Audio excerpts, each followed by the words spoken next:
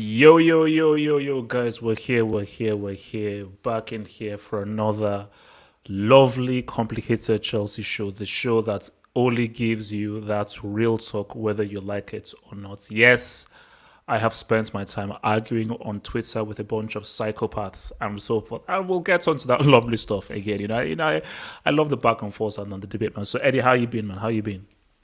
Hey man, I'm good. It's been a good week. Um, Finally Chelsea won a game, so um, We'll get there. We will talk about Morecambe. Morecambe is on here because I and I would talk about Morecambe. I would talk about the yeah, celebration nah, against freaking Morecambe. Shout out to you, it's Morecambe.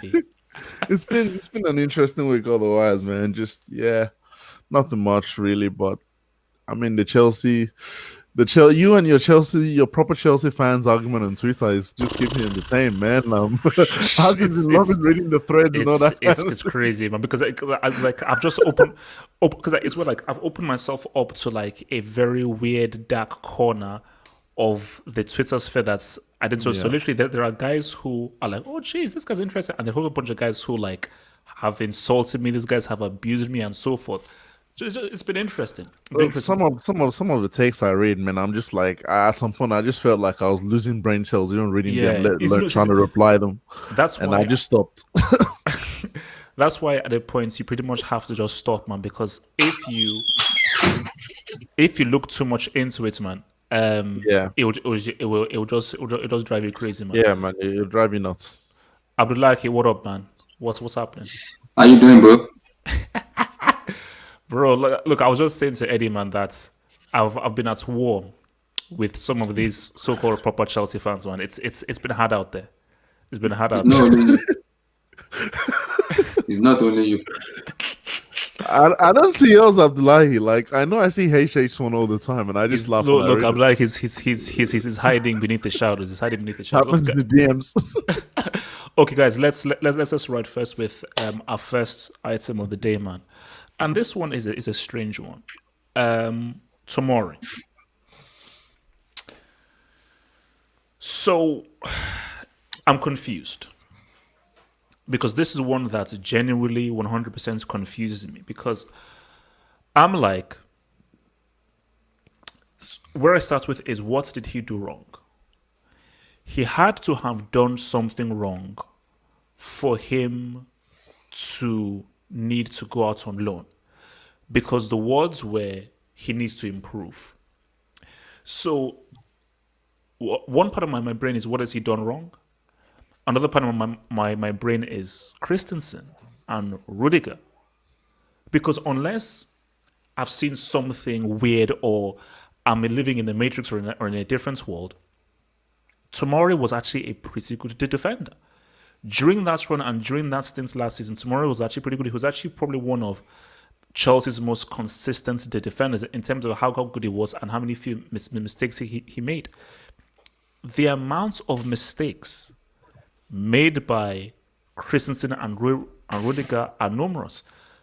Almost every game Christensen has come in for, he's made a mistake.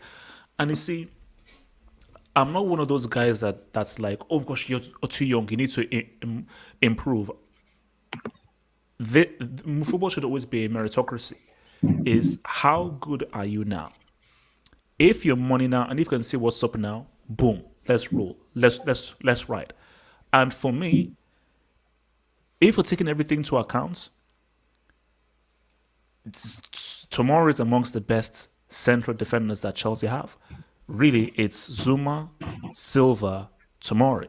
Silva is old, which means that you don't know how many matches that he can play. You don't know how much that will affect his body. Zuma is, you say, is overall the best defender. Rudiger and Christensen just can't be trusted. So again, I just need an explanation as to why are you letting someone like a Tomori go out on loan when you know of his value, his quality, and the value that he brings to the team. For me, I just find it baffling. Because here's the thing, before I kick it over to Eddie, Silva and Zuma looks like a very good partnership. Look like a really good partnership now, and so forth. But what if Silva gets injured? What if Zuma gets injured? And now you now have to now look at either Rudiger or Christensen, who we know these guys have mistakes in them. And remember, this isn't a defensive team. So because this is not a defensive team, this is an attacking team that don't know how to play for football. Even more so, you need guys who know how to defend because chances are going to be given away.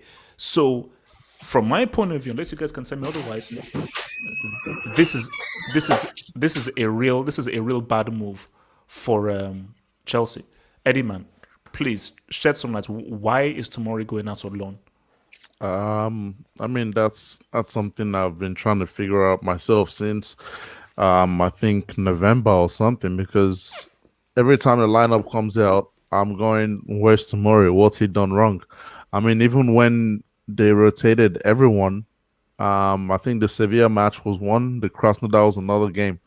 I think that was when I thought, you know what, Tomori's done out here, man. Like, I mean, he's locked down somewhere. I mean, they couldn't say it was injury because it wasn't injured. And I think they've kind of run out of ways to spin it. So they said nothing up until now.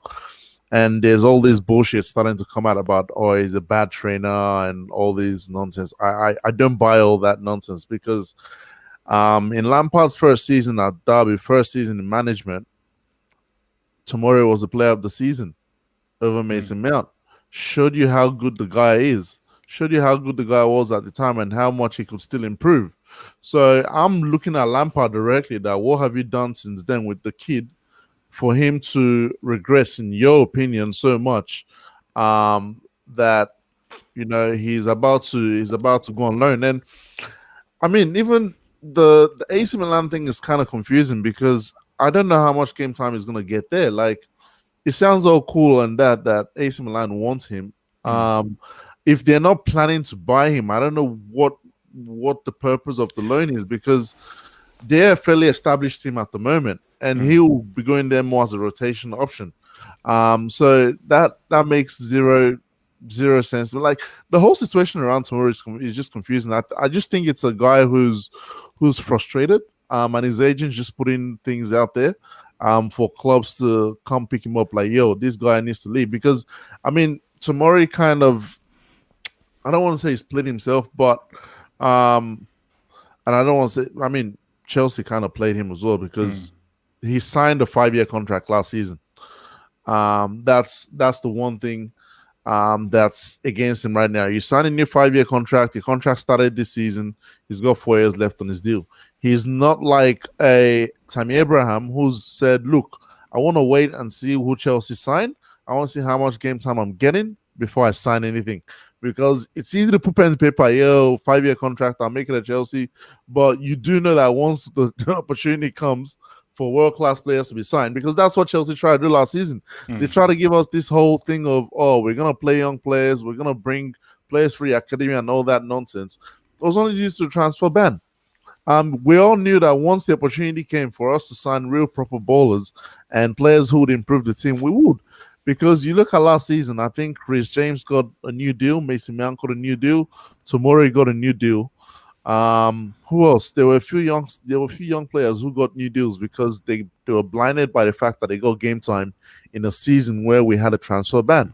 But I think Tammy Abraham was the one person not to sign that deal. It was like, nah, man, look, I know next season if Chelsea have the opportunity to get a striker, they're getting a striker. So I want to see how much game time I get before I put pen to paper. So, I mean, Tomori's got 4 years now left. He can't force a move out in a way, because if Chelsea say we're not selling you, they're not selling you. Like, you sit down and do what they say. But yeah, the whole situation is mad. Like, you can't tell me. I don't know how anyone can spin it to tell me Rudiger and Christensen are better defenders than Tomori. You know, when Thiago Silva signed, half the Chelsea fan base were looking forward to how Tomori looked next to Thiago Silva. Recovery pace, he's good on the ball, he can start the attack and all. You know, he's got quite similar attributes to Kozuma, and I think he's the fastest player in the club as well. So, I mean, it was one thing we all look forward to, where, you know, let's see how Tomori fares next to Thiago Silva. Let's see what he can pick up from Thiago Silva's game. But all of a sudden, for him to all of a sudden now be fifth center back, I don't know, man. So, I mean, I mean, like, again, obviously, it's very difficult to get into Lampard's brain, but try to. What do you think his reasoning or logic could be with the, Tomori? the only way you could put it is the only logical explanation I can have for that is Rudiger. Rudiger could be because of the German guys, trying to maintain whatever. And it's political and it's unfair. But Rudiger having friends in the locker room who are your most expensive signings for the season, you want to make sure he is happy, because if he's not happy, he can filter down to the other guys. Okay, fair, hands up. Let's put that to the side. But Christensen, like, I don't know what this guy has. Like, it says he's highly rated by the club, but I don't know where you rate this guy from. Like, what he's done in Borussia Mönchengladbach, because I don't see what he's done in the Chelsea jersey for him to warrant that spot that he's got right now. Another thing is, I mean, unless Lampard But you know, see, one thing I'll say about Christensen is, like, as trash as he's been for Chelsea, I think it was at the World Cup. He was actually pretty good for Denmark at the World Cup. So I'm like, wow, there's actually a good defender here, but you can't just keep a guy based on what he does for another team, but not your team. That's what I was just about to say. That Lampard. I keep mentioning this, and you all keep laughing. Lampard 2 years ago said Christensen is as good as Van Dijk. His effect on the team can be as good as Van Dijk. I think he still believes that, because that's the only reason why he would keep Christensen around. I seriously don't understand it, because now we're hearing rumors of Chelsea going in like heavy on centre backs this summer. If I'm Tomori, I'm trying to leave. I'm saying, put me on a transfer list, get me somewhere where I can, improve. If it's Everton, if it's wherever I can get proper game time, man, because they're killing this game at the moment. And it's quite sad to see. Abdullah, talk to me, man. Tomorrow. I've already told you. This is the man we're facing here. This man, 2 years apprenticeship. That's who we're facing. That's who we're facing at the moment. So, I'm like Daniel now. Whatever that man do, I can't say anything anymore. If you like, if you like, use Bashwai. If you like, this time Abraham. Lampard have fired me. I don't know what to say. I can't keep ranting anymore. Like, I've given up. I don't know. So basically, so you can't explain this whole Tomori thing. I cannot explain, because Tomori was the best player for Derby County. Why Lampard put him on the bench? I have no idea. I don't know. They keep coming out and saying he has a future. What kind of future does that man have? What does he need to prove to show you that he's the right man? You are playing an FA Cup. You're playing Rudiger and Zuma in FA Cup. Lampard is done, man. He's done. I'm done with this man. I'm done, man. Daniel. Okay. Tomori. Did I miss anything important? Oh no, we just gave our takes on tomorrow. Yeah. Private chat is what I meant. Oh yeah. I'll. Oh yeah, no. You didn't, because cool. I haven't. All right. One thing on Tomori, I guess that's the drift for now. Lampard keeps talking about process. So when I hear process, I'm thinking 3 years, 4 years, 5 years. I'm gonna get time, etc., etc. I'm curious how he would explain to me if I asked him, what is the thinking behind you let Tomori go on loan, but you bring in 35, soon to be 36-year-old Thiago Silva? Now, maybe you say last season was just so bad, we needed a leader of some kind in the back line. Fair enough. Maybe that could hold water before it eventually sinks, but maybe it holds water for a time. If Tomori isn't one of your solutions in this project, considering that last season he was arguably the best center back at the club, I don't know what exactly changed to where that wouldn't be the case this season, other than the acquisition of Silva. How do you try to convince me, complicated Chelsea fan that I am, and even that's being debated. How do you convince me that this is a long-term project when you sign someone who's old enough to be my big brother by some distance? Someone who's older than, well, I can't say that, but he would be older than every panelist here. You know, how would you, like, it does, you can't, you know, you can't have your cake and eat it. You can't When you sell say me. every panelist, me, I'm young. H is like 70 years of age. So H is older than me. Mute your mic. Mute your mic. Mute your mic. Like, you can't have your cake and eat it. You can't convince me on one hand that this is a long-term project, but then you're allowing a young center back who seems destined for great things to be allowed to go on the wayside for a 36-year-old, unless you want to revise that and tell me the plan is to win now. If the plan is to win now, then all right, Tomori, you can go to the side. All these other young players that Chelsea fans are like so infatuated with, like, kick rocks. Like, we're here to win now. But that's not necessarily what Lampard is saying. He's trying to convince us that this is a project. Well, explain this, because that seems not consistent with a 3-4 year idea. And that's my one question. I don't really have a point. It's just explain Silva, and then explain how he works into this process. If he takes a space from a player who logically would fit into your process. You know, you see, again, I think it's the contradiction and the convincing signs, because I think that is an interesting question, because it's either or. You can't have your cake and eat it. Either this is a process or you're about winning now. If it is a process, it makes 0 sense for Tomori to leave. 0 sense. Because he is good enough now to be part of the Chelsea setup that is to grow within the next 2-3 years. So, but if it is a winner now thing, okay, cool. I get it. Then that means all of you proper Chelsea fans, shut the fuck up. If we're in a win-now scenario. So again, it's an interesting point that Daniel makes. We're like, I'm confused. And I think this Tomori thing is truly a mystery, because we all have eyes. Unless the only explanation is something has happened that we don't know. Something personal. But something personal. But at the end of the day, we don't have that information. We can only go via the information that we have, which is that he has been one of the best performing defenders that there have been. You know, so but the thing though is that we need, as soon as that Marcos Alonso's situation happened, it got leaked and we knew. So my thing is, if something did happen, we should already have a bit of an inkling about that by now. So the fact that we don't even have any kind of a peep or an inkling whatsoever is happening means that, like Lampard, I'm sorry, this is confusing. You know, this is completely and also yes, it's coming from confusing. So basically, my thing about it is because I was just looking at AC Milan's setup. So I think they normally have Simon Kjaer and Romagnoli as their central defenders, because Eddie made a point earlier that how much game time is Tomori going to have?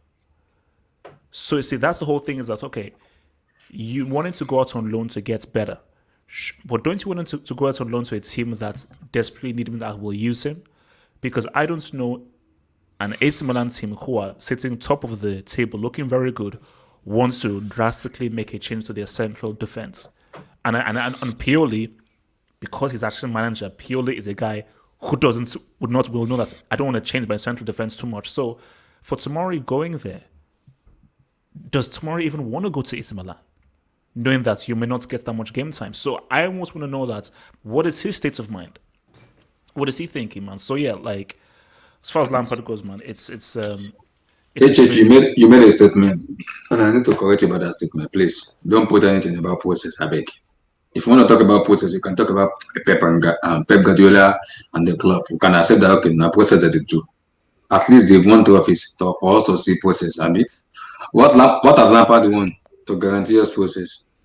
I have no idea. I mean, I'm not saying any process. By what the man said. He opened his mouth and said, "This is a process." That is what this man said. Give me a process. Give me this. I'm not seeing any process. As far as I'm concerned, Tomori needs to leave that club ASAP. Not even loan. he needs to go permanently as soon as possible. He needs to get the hell out of that club. Because that man is an apprenticeship, 2 years course. He's using just as 2 years. So when he's done with his certificate,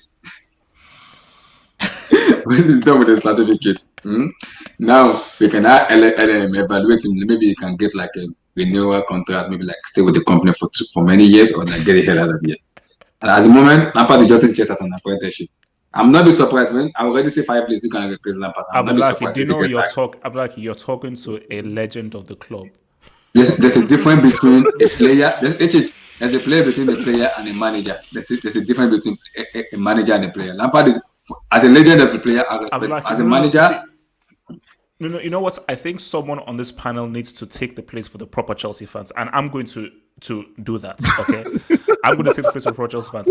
Abdullahi, why wouldn't you want to back a player who has given so much to the club? He scored the goals against Bolton, a match that I watched live that gave Chelsea their first title. Why don't you want to give him the benefit of the doubt based on all that he's given to the club?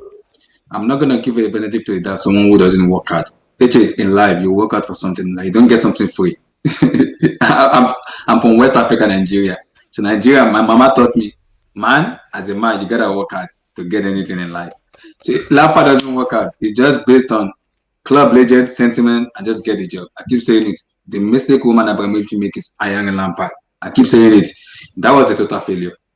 It's a complete failure. We'll get there because we're going to get to Lampard specifically. So, all right. Now, Morecambe, or as I would like to call them, Morecambe. So, I watched this game, and Tomori could go on a permanent deal. It's been announced now. There's a progression. He could go on a permanent deal to AC Milan. No, because they said it's an option to buy. No. I think AC Milan wants to buy permanent. Tomori, I think I'm hearing the news that he wants to leave officially as permanent. It's not coming out as a loan. I'm gonna double check that right now. But Lampard literally just said he has a long-term future. I'm checking now. I just saw the news now. Just quickly. What's up? I've been seeing a lot of revisionism from Chelsea fans who they don't like Mourinho now because they understood that, oh man, he let Mata go, he let De Bruyne go, he let Salah go, he let Lukaku go. Like, all of the moves that he made, he stole, in theory, 3, 4, 5 years of sexy football that would have won leagues, at least in people's minds. We can go into the particulars of why that's probably nonsense. Wait, let him land. Just quickly. Agent Abdullahi. Hey man, he has his points. It's okay. Lampard could be doing that exact same thing with Tomori right now, allowing him to go to an Italian club. We know how they work with the obligations to buy. That's what happened with Salah. Salah was loaned with an obligation to buy, and they took up the obligation. Some of them are permanent, some of them are options, so we'll see what Milan do. But isn't Lampard going down that same path with players like Tomori? But I don't see the same kind of... It's interesting how people recognize things in the past, but when the same things are happening in a contemporary context, we don't notice. Or at least we turn a blind eye because we like this guy.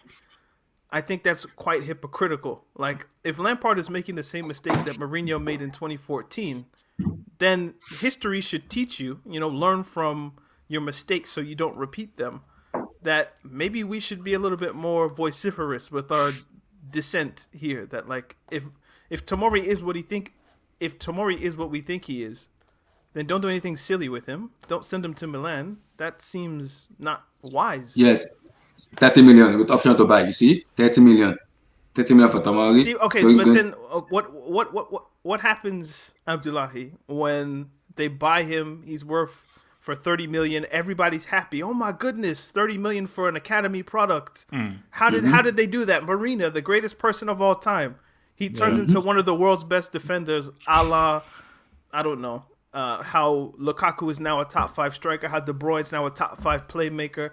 How Salah is a top 5 goal scorer in the world. What if he turns into one of those? And ends up at a Premier League rival. But then will they have the same energy that they have for Mourinho that Lampard, in theory, should get? I don't think they will. But I For find me, I will. just find it interesting that like these same debates are happening at the same time. Like this is happening in real time a few minutes ago or yesterday, whenever it was. No, because see, here's the thing. Again, using the eye test from just seeing what Tomori was about last season, I'm like, this guy has the fundamentals to be a very, very good defender, specifically a very good modern defender. I.e., you understand defensive fundamentals, but you're good and composed on the ball. We know what Italy is about. This is defense, tactics, position. These guys are defense merchants. And Romagnoli Hazem swears by this. That Romagnoli he says he was one of the best defenders in the world. He's not. But Romagnoli is a very good defender and experienced. Simon Kjaer is a very experienced player as well. So if Tomori is going into the Italian setup, the Milan setup, Pioli, who is a very experienced manager as well. And you see, Milan are not stupid. Pioli isn't stupid. Why have they identified Tomori? You know, like, why? It's the same thing with Hudson or Odoi. I was just about to go there. Nobody's looking to buy Tammy Abraham or Mason Mount. No one. Okay, so Please. No, speak the facts. Those are the facts. Let me land. Nobody's looking to buy Tammy Abraham. Nobody's looking to buy a Mason Mount. Like, no one. But why are Bayern looking to buy Hudson Odoi? And why did they come in for Hudson Odoi twice? Why are AC Milan, a team who's top of Syria, and Pioli, a very experienced manager, why are they looking to try and get Tomori and thinking of buying him? These are the questions we need to ask ourselves. Richard, I kept telling you, you won't listen to me. This man's an apprenticeship manager. Why are you stressing yourself? I keep saying it. Why are you stressing yourself? Because Tomori, the best player, he coached Derby County. He was massively. He was even the best player ahead of Mason Mount in people rate. He would everybody kind of rate the next Frank Lampard. Tomori was the player of the season for Derby County, and you brought him to Chelsea, and you are telling me I have Thiago Silva, I have Zuma, get him. Now you're telling me Tomori is the fifth defender.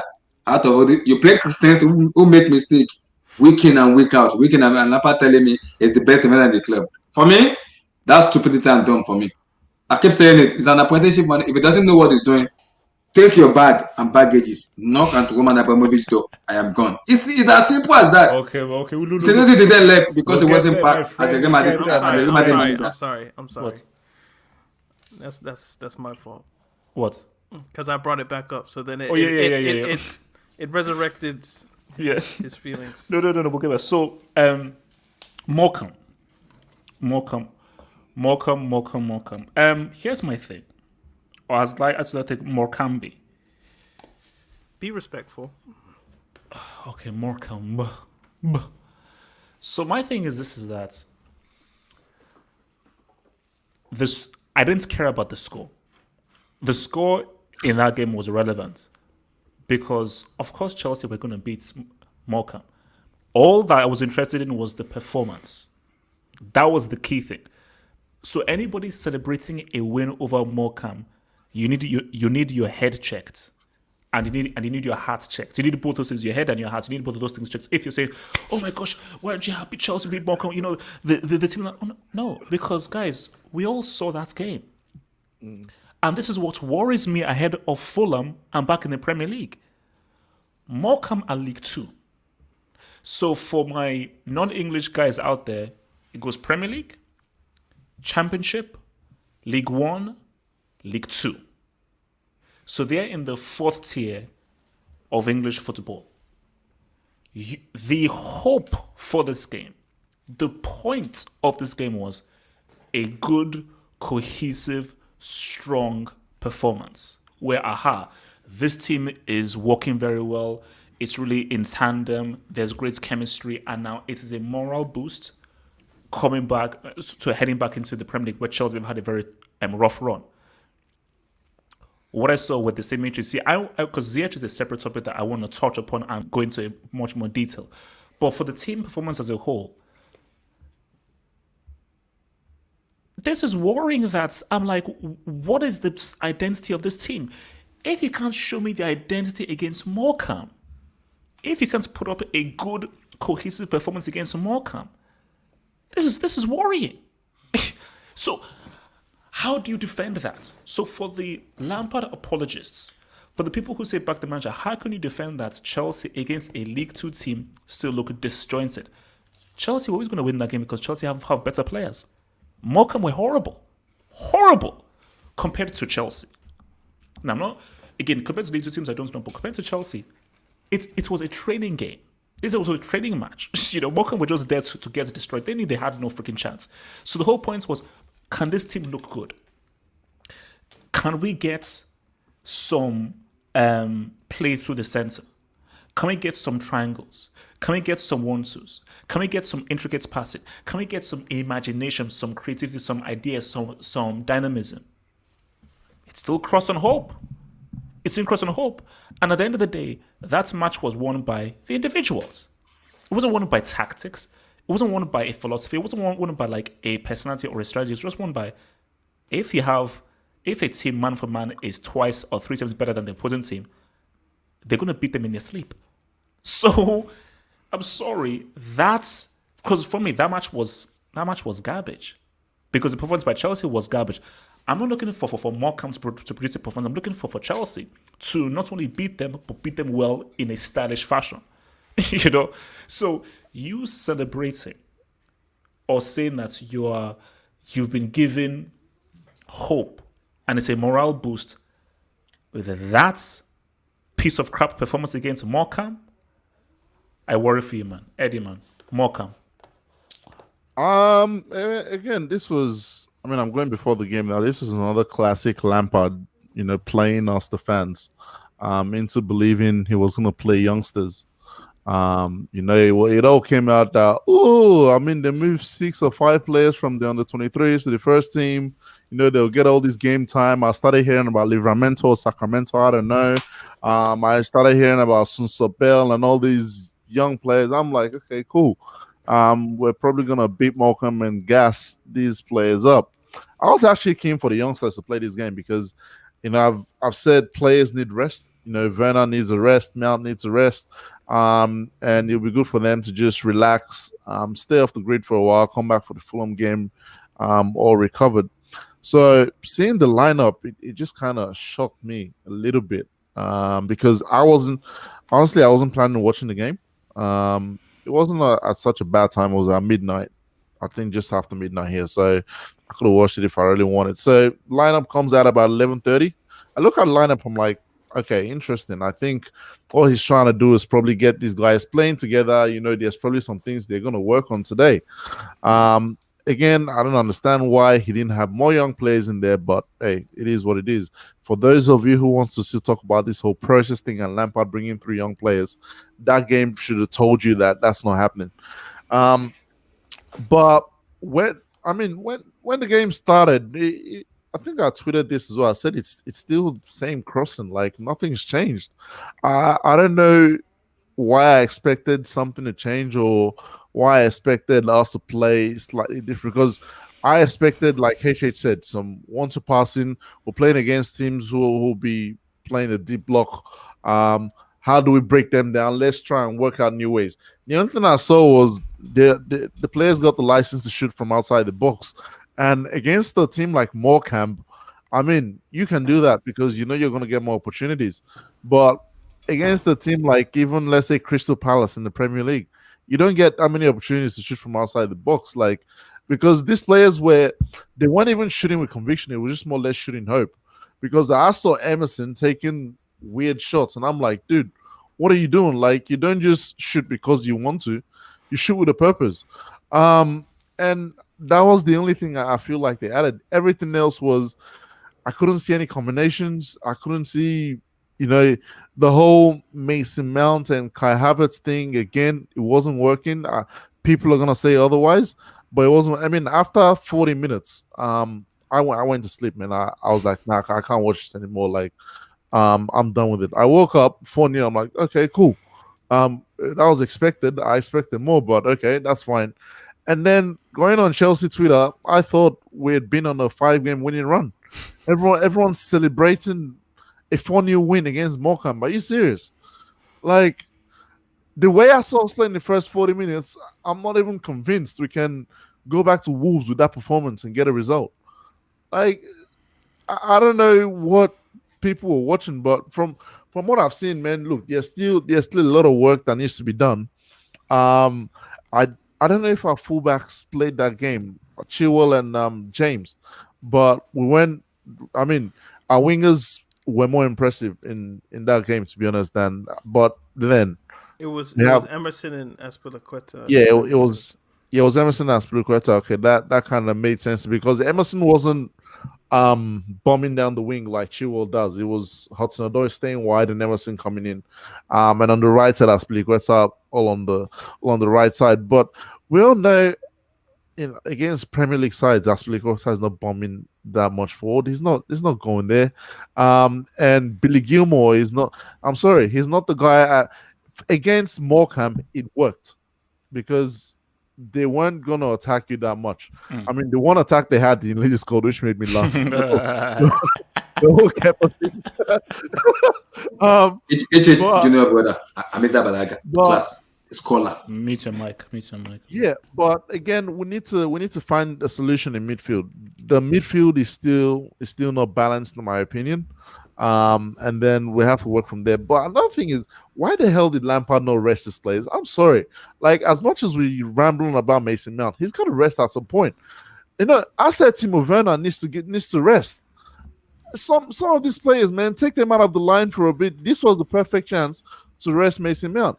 But hey, I don't know what Lampard is thinking, man. But at the end of the day, Kepa has more clean sheets than Mendy in 2021. So by meritocracy, I expect to see Kepa starting this weekend.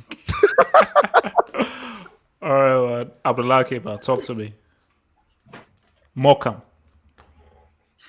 Okay, what do you want me to say again? I've been writing since last night match, and I don't want to start ranting anymore. You want to start me. Were you happy with the 4-0? Were you happy with the results? Okay, even if Chelsea wants to play now, I will just sleep. When I wake up, I'll check the live score because I don't watch Chelsea much anymore. Lampard doesn't give anybody confidence, especially when I've been saying Lampard out since day one. If you remember, it was Allegri. That was my option because I know that man Lampard will not succeed. From Tomori to playing cross and inshallah, who is next? As gonna be going out of Chelsea? I don't know. So I don't understand Lampard anymore. For me, I just don't understand Lampard anymore. I do not understand Lampard anymore because see, in Africa we say, you don't reach one point, I don't give up. I don't tire. For Yemimo, that's Lampard at the moment. I don't tire. And I've given up. So we now have Nigerian, West African proverbs. Especially Lampard, are you seeing what he's now done to my man now? He's not giving us West African proverbs now. Seriously, he's speaking Pidgin, speaking Yoruba and all that, combining them together. Look, my daddy, talk to me about it. Morecambe, man. I don't know. I slightly feel out of place, man. The whole right side of your screen is Nigerian. So when I start going in Pidgin, I can pick up a bit, but not everything. Uganda is family, man. Uganda is family. Is family. Amen. So, okay, I watched the game, and I was curious because I was thinking, like, one, there's a potential for like they can't lose this clearly. Like, so what is the potential here? Like, what is the potentiality of this game? So I was hoping, to see. Callum Hudson-Odoi have a good game. Hopefully, I don't see Conte on the pitch. I want him rested. Just things like that. I wasn't expecting to see Mount, oddly enough, but when I saw his name in the starting 11, I was like, okay, that's to be expected. It makes me this might be a theme of the episode for me anyway, but the way that Mourinho used Oscar and just kind of ran him into the ground, I hope that that's not what Lampard does with Mount. Because I understand you can like a player so much that you ruin him in the long run. Oscar played Brazilian season, 2014 World Cup, 2015 Copa, 2016. I think there was another Copa America or Confederations Cup in 2017, then 2018. Like, he was just always playing. And then the long seasons with Chelsea, the way that he was being made to play under Mourinho. The pressing and just running. He was like one of the main people in the team who would run because, obviously Hazard's not going to do any dirty work like that. I remember, if you remember the Atletico second leg, where Hazard made the mistake and Mourinho came out and said that he wasn't running hard enough. Well, part of what made that up was having Willian and Oscar in the team who were willing to run, which is partly why Juan Mata wouldn't work. But that being said, Mount is in the team kind of for similar reasons. Even though Oscar had a bit more style and flair to his game, and he could give you goals and more assists. He's Oscar more was a baller, man. Yeah, he was a more contributor. But I remember a few years ago I called Mount Cobham Oscar, and I think that's kind of sort of what's happening to an extent. And I hope that he's obviously, if you're a player, you're not gonna not play. Like if the manager likes you and keeps playing you, obviously you're gonna keep going. But I wonder what happens when Mount's 24, 25, 26, and the miles on his odometer are already as if he's like 28, 29. Like what happens to him? So are you playing Mount for his qualities because of what he can do for you, and then you're cloaking that in? No, I'm trying to advance a player's career and trying to advance youth. But really there's a kind of more selfish motive because you know what that player can do for you in terms of his pressing style. I wonder if that's the case. So that's one thing that stood out to me. Second thing was Morecambe they were a team that was badly hit by COVID. So they were a team that hadn't trained too tough. Like I think they had like a few days of training. Some of their first team members were out with COVID. This is one of their first games back. So you could see after 30, 40 minutes, like they were already tired. So in that second half shouldn't have been 2-0. It could have been 3, 4, 5. So I was hoping if you are going to take this advantage or take this opportunity to get Werner, get Havertz, get Callum Hudson-Odoi, get all these guys goals and get them feeling good, then 4-0's great. Don't get me wrong. Like Man City played their team and I think they won by 5. So you can't really expect like 7, 8, 9. Like that's asking too much. But the level of the performance could have been better, and it wasn't, considering the factors of the team that you were playing against. What they were going up against as well. So, those two things stood out to me. Just I think Mount is playing too much. That's a criticism we've all kind of had. But at first, my worry is, what is Mount doing to the team? I've kind of accepted that. So now, if he's playing so much, I'm almost worried about him as the player and for his development. Is it good to play him 50 times a season? I don't think so. That's maybe my main takeaway. So because I think not just on the Mount thing before we move on. What do you think it is? Do you think it's a case of I believe in this player and I'm going to keep on playing him?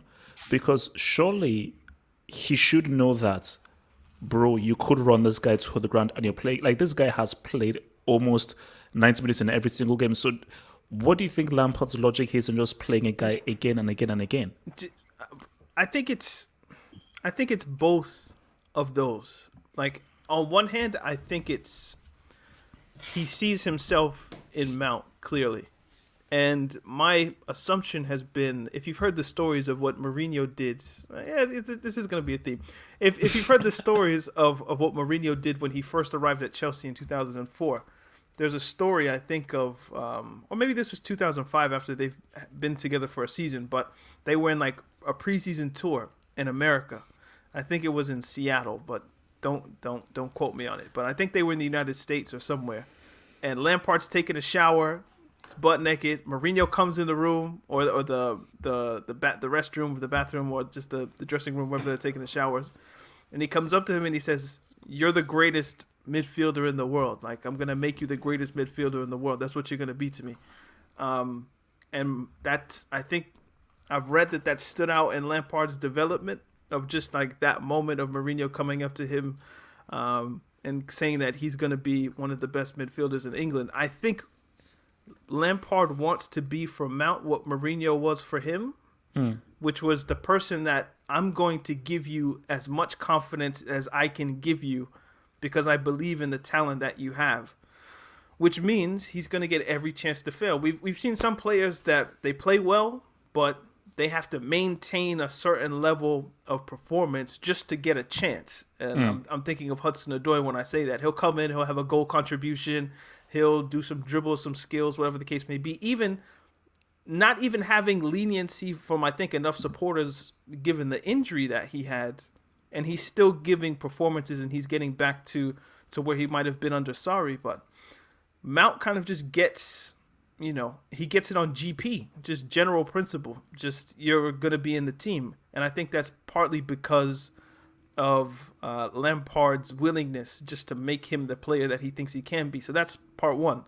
The second part is he's the player, probably because of that, he's the player that Lampard trusts the most in midfield. I think Eddie brought it up earlier that the midfield hasn't been worked out yet. There's so many different combinations of players that there could be. So there's Kante, Kovacic, Havertz, Mount, Jorginho, Gilmore to an extent. They let Loftus-Cheek and Barkley go. But like the amount of options that Chelsea have, if you want to make a three-man midfield, they're pretty diverse. And for a young manager, perhaps that's a lot. So Mount is one person that I know I can trust in any situation. He can play however I need him to, and he knows what I'm trying to do. So if I need a game that I want to win, or a game I can't lose, or just basically any scenario that you bring up, I can see in Lampard's mind how playing Mount is the good idea, because I need him in the team, because I trust him over everybody.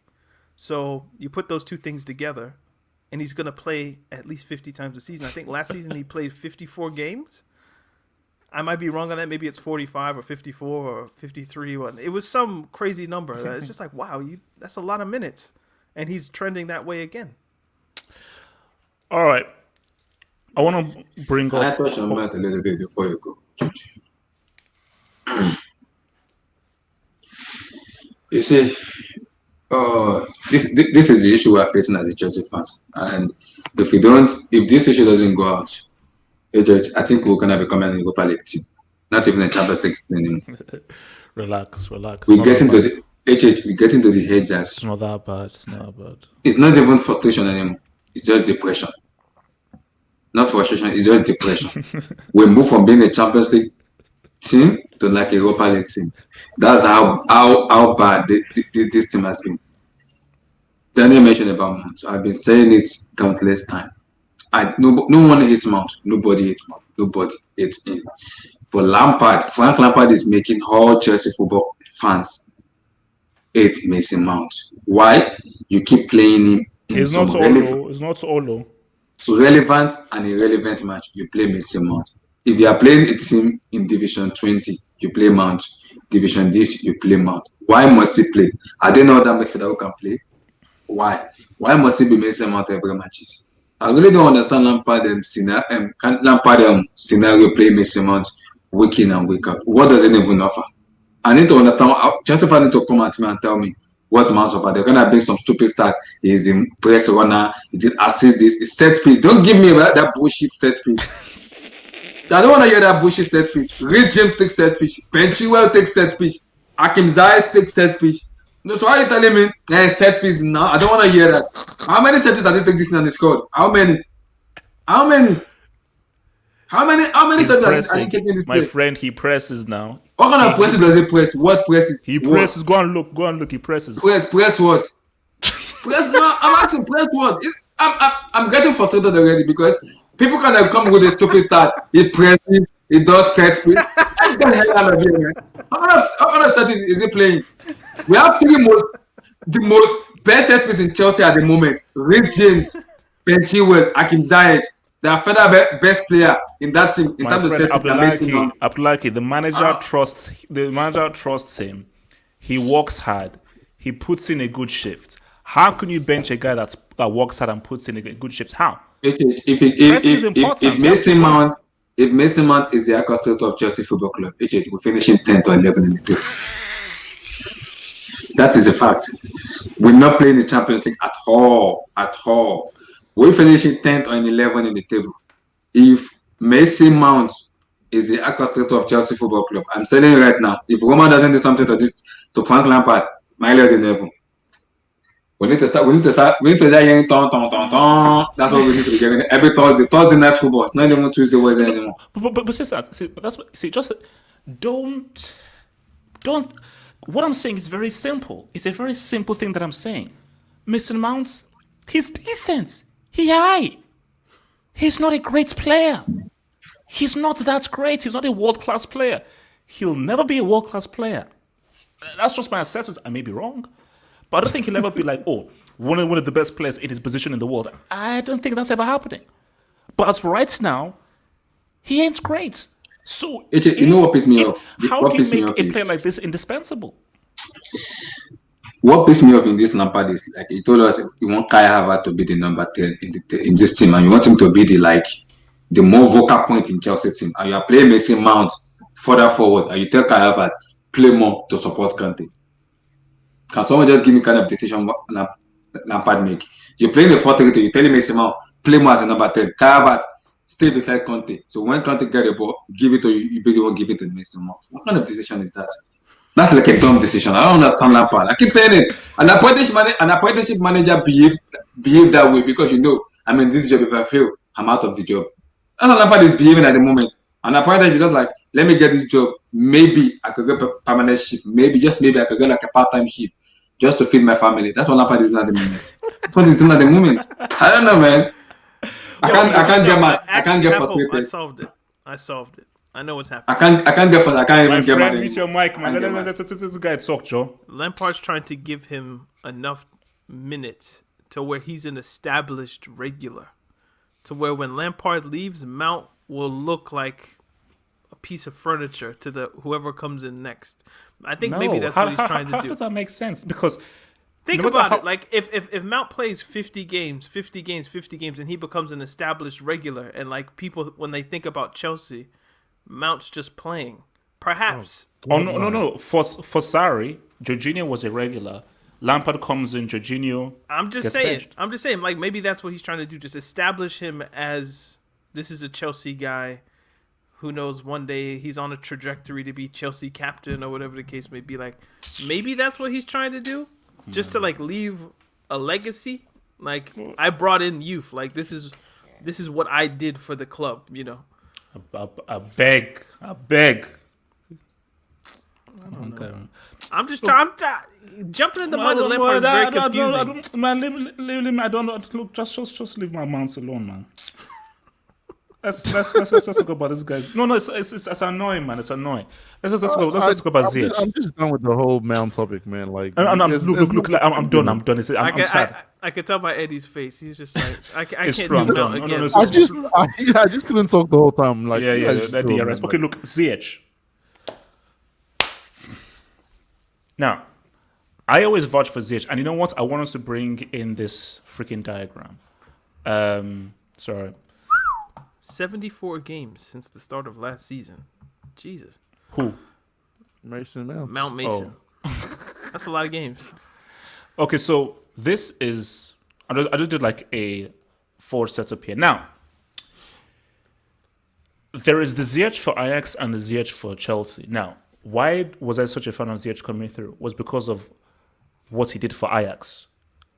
And stupid me, I was thinking that, Ziyech for Ajax will be Ziyech for Chelsea. How he plays for Ajax will be how he plays for Chelsea. But you forget that Ajax is a particular system with players giving specific instructions and specific off-the-ball movements. Mm-hmm. And Chelsea under Lampard is a different system, different players giving different off-the-ball movements.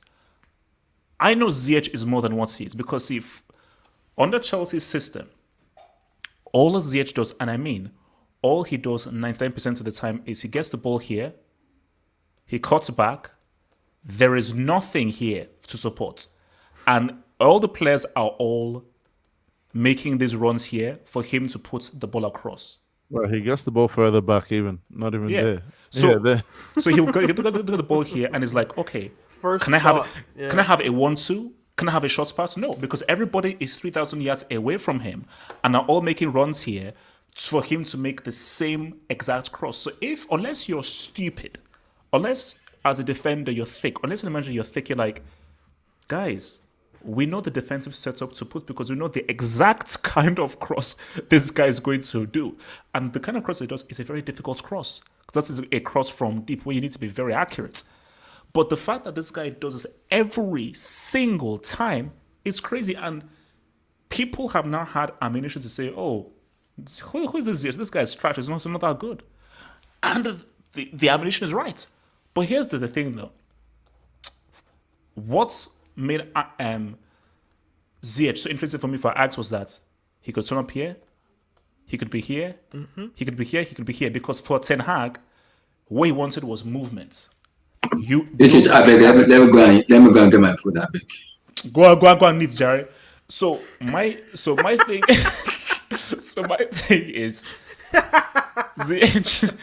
The key thing about what Ten Hag did is movement. So because there was so much movement, Ziyech had one-twos, and he was allowed to roam all the way around on the pitch here. The issue for Chelsea is that everybody is so freaking static. Everyone is so stationary. There is a lack of seasoning in this attack. Okay, there's such a lack of seasoning in this attack that Ziyech is forced to do the same thing again and again and again. If you add Werner to this, there's even less seasoning, bro. Yeah, it's like, but here's my thing though. If you had Havertz played at a number 10, that would greatly help Ziyech because okay, fair enough. Let's say you have Werner here. It is what it is. You have Werner here, or so forth.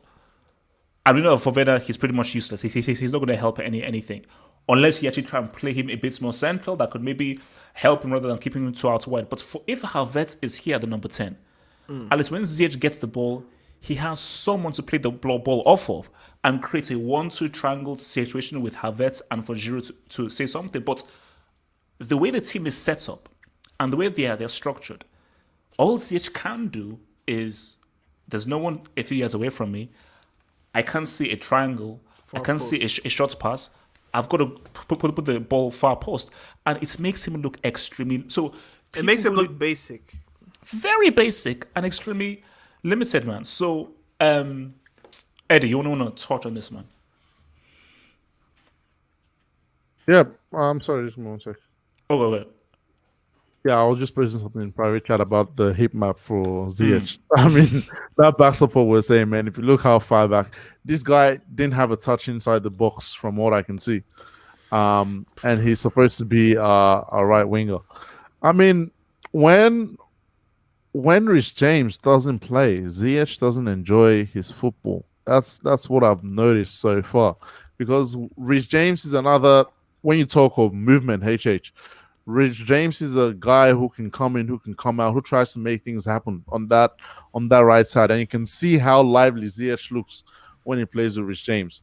And again, I've harped on enough about the center of that pitch, man. I'm not even touching that because, like you said, there's no seasoning, there's no movement. It's just pressing and inshallah in the middle of the field for Chelsea. Work rate FC, man. Yeah, exactly. Like zero sauce, man. Like, I mean, yeah, just click on heat maps and yeah, just unclick click select all. Wait a minute. Are we becoming who scored merchants? Just unclick select all on Chelsea side and just click Ziyech. Where's at the very top? Yeah. Yeah. Then click Ziyech. Zero touches. Wow. Wow. That looks suspect, by the way. I don't know why my mind went there, but next. Oh yeah. Oh. Grow up, Danny. Grow up, man. So that's what I've kind of. I didn't say what I saw. I can't get the image out of my mind now. So look, Eddie, continue, man. Yeah, that's what I'm still trying to, because like when we spoke about Ziyech, I think episode 2 or 3, I was saying something about him coming into the middle, putting through balls in, coming from the right, the diagonal balls, his combination with Rich James and all. The only thing I've seen so far is a combination with Rich James and the diagonal crossing. Like every other aspect of his game, even the shooting is missing. Like it's MIA. We don't know what's happened to Ziyech, and it can only be, it can only be instructions given by Frank Lampard. Because again, Lampard has gone, oh, this guy can do this.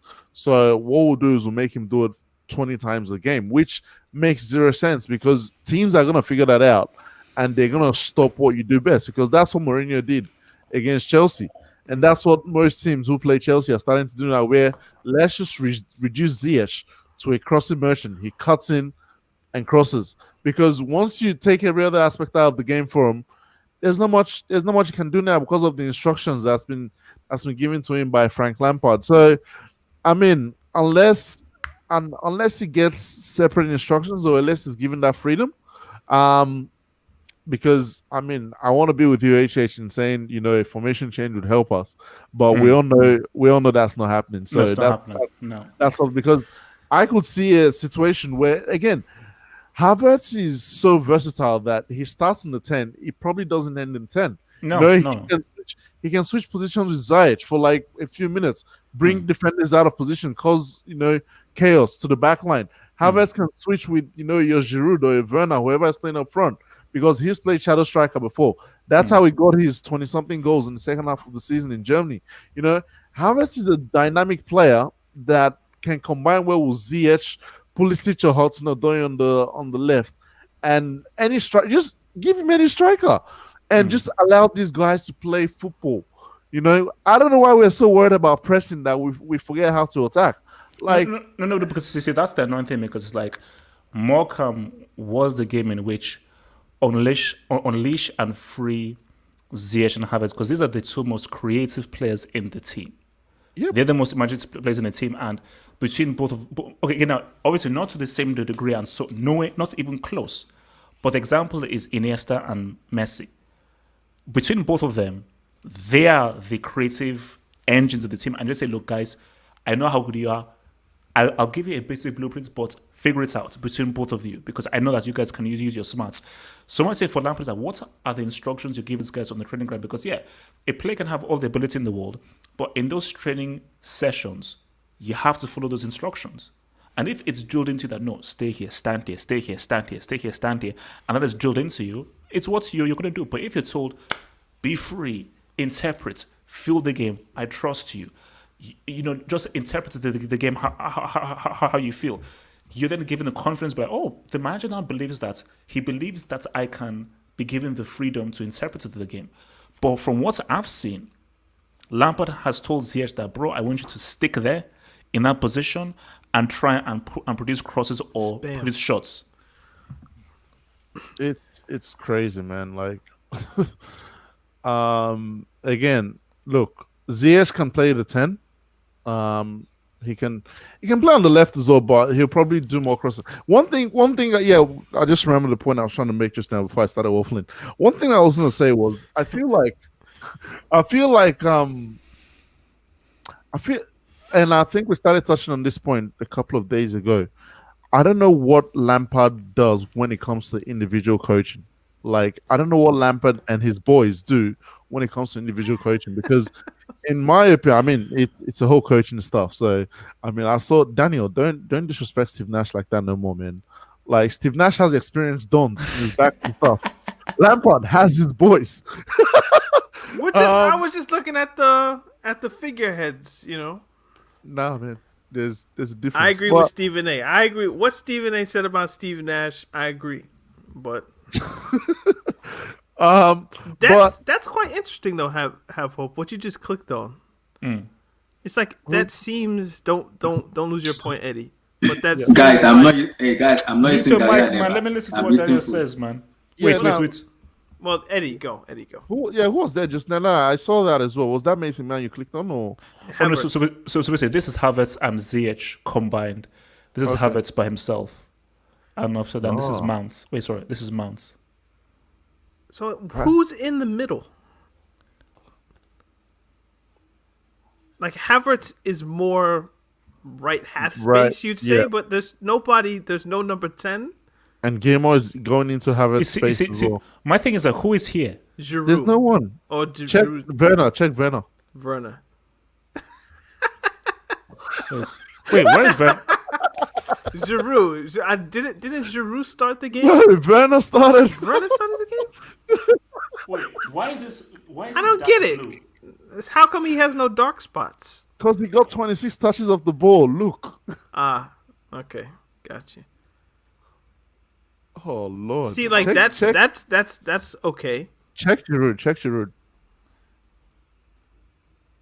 Oh Lord. Central, Yeah, but 'cause- he's in because like he- this. You can tell where his because touches so- are. Yeah, 7 touches as well. I Okay, did. that makes I sense. remember him coming on pretty late. Now Yeah, that I my think thing about it. is, so Havertz is all the way here. I mean, okay, that So that is kind of Ziyech. makes sense for a left-footed player to get the ball there, so then he can go into Yeah. the center. But But it's just. he needs to be going into that number 10 space. That's what Yeah. we're saying. But see, There's- okay. there's Oh nothing no, there. Eddie, land your Yeah, point. let me My let me bad. just finish my point. There's a thing I feel like I don't know if we all agree with this, but and I feel like this when he talks as well. I don't think Lampard encourages creativity in the team. I think it's something he coaches out of players or he talks players out of doing. Because now I watch Hudson-Odoi, he's not beating a man as like he used to on the ball. He's more get the ball, pass, run. It's all well and good, but there are moments in the game where, because one thing with Chelsea wingers now is when it comes to the final third, get into the byline and maybe trying to beat a man and do something else. What they do most times now is they cut and cross. That's what we try and do. We don't even try and beat the man. We don't try and do something creative. Like, I want to know what Lampard and the coaching staff are doing in terms of player development, creativity and all that kind of stuff. Because the midfield, the reason why I have on the midfield is because Lampard's a midfielder. And that should be something that's his image when I watch Chelsea play, because you're a midfielder. I should be able to see that, okay, you have an effect on the midfield. But if that's the worst element and that's the least creative element of the team, then it kind of tells me what you're about as a coach. But Eddie, great point. What kind of midfielder was Lampard? Exactly. He was a very particular, unique kind of midfielder where he was a very attack-minded, goal-scoring midfielder. He was Auxiliary midfield. Auxiliary. Yeah, Auxiliary so, midfield. so basically, unlike someone like a Pep, who you're right in the mindful, you're right in the heart and the nucleus of the midfield, Pep Guardiola has an appreciation for the rigmarole of what the midfield is about. Lampard just kept on going up because it was Makelele, it was Eze, it was these guys that sat right there. So for Lampard, he would have any kind of appreciation for the dimensions and the logistics for When how did a we midfield should discuss work. Michael Ballack was better than Lampard? I think it was a few episodes ago, last month. Did we? Did we talk about that? We spoke. I don't think we did. Ballack better than Lampard? We spoke about Ballack on this show. I'm pretty sure. No, but I Ballack think being better Ballack than is a Lampard. better midfielder than just all round anyway. But anyway, this is getting lost in the weeds. Daniel Ziyech. You see, okay, this is my Eddie. Are you finished? Yeah, I'm done. Cool. Okay. My issue, or not really an issue, but actually, okay, yeah, it is an issue. Chelsea have lacked a left-footed player on the right for many years. Since Duff and Robin, I don't think there's been a left-footed player who's played on the right and done inverted winger things. There's been Maluda, there's been Joan Mata. Juan Mata. Okay, He fair was a enough. 10 though. But he was a 10. more a central player than on the right. But he played there occasionally. I don't know, Yuri Zhirkov. No pun intended. Anyway, yeah. So Chelsea's squad has been badly constructed. I think, like the idea that Willian has been converted into a right winger, considering what he was doing at Shakhtar, I think is trash. But so when Ziyech was signed, I was happy. At first I wasn't sure if it was real because it didn't seem like something Chelsea would do. But they signed him, and I was like, cool, a left-footed player who's a baller who can play on the right. But the more I thought about it, and if you watch Morocco and you watch some Ajax games and all that kind of stuff, yeah, he can play on the right. But I was more interested to see, is Lampard going to play him more as a number 10, meaning he gets the free role. Maybe he doesn't start in like the traditional number 10 space, but he's allowed to go wherever he wants in the front three and he's just able, like, basically it's his team. Everything that the midfield and the defenders are doing is almost to accommodate the creativity of Ziyech, and he's the one that then finds things. But then we saw more signings come in, and Havertz is kind of another player that I don't know if you would trust him with the free roll, but he's another player that would want it in theory anyway. So yeah, when I see him just on the right, just spamming crosses, I understand that, okay, Morris and Lampard and Edwards, they just kind of all put their heads together. They got on a Zoom call or whatever, and they're like, okay, what's the thing that he does well? He can cross. We saw that. So cool. We're just going to tell Giroud or Werner or Pulisic or Hudson-Odoi, just go to the back post. You either score or head it back across the goal, and somebody will be there to tap it in. That's going to be our tactic for this game.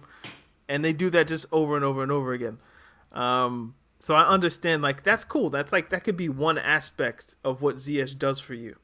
But every time, like, he's now just become, like, people calling him like a cross merchant. Mm-hmm. Like, that's not his game. Like, he can do it, but that shouldn't be everything that Ziyech is. So as happy as I was that they signed a left-footed player finally, I don't have to complain about Bertrand Traore anymore. Like, there's actually somebody on the left. Like, cool. But the more I think about Ziyech, I think he would benefit from having another left-footed player, and he comes into the central, and he's the person that just kind of controls everything. But I think Eddie's point about James is probably correct as well. That if James can have that flank, then Havertz can move more inside, and that would facilitate more things closer to the opposition's goal. But yeah, it doesn't look aesthetically pleasing when I know he's an aesthetically pleasing player. And that's what annoys me most, because you're stifling the creativity of somebody who I like watching play.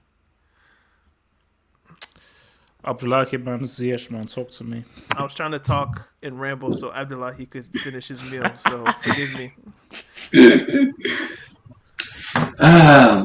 HH, why would disturbing ourselves about Ziyech? When we know we have a manager who is learning on his job, so why are we going to be talking about the work? The theme runs. Abdullahi's fed up, bro. Like, every point goes back to, bro, like, get this guy out, man. I'm feeling it, man. I'm feeling it, man. Like I said, I don't know, like, depression, man. Lampard problem, I don't really know. Maybe himself is his problem, or the staff, or the coaching staff, or woman is the problem. We really don't know, because you were given the job to kind of show everybody, okay, this is where the team goes. I can understand last season because of the transfer ban. I get that. This season, there's no transfer ban. You actually got a player, Kai Havertz, Timo Werner, Hakim Ziyech, Thiago Silva, Ben Chilwell. Those 5 players were you signing. You're telling me to trust process for August, September, October, November, December, January, 6 months, trust process, and no improvement, no progression, trust process, 10 in the table, trust process, right? Good.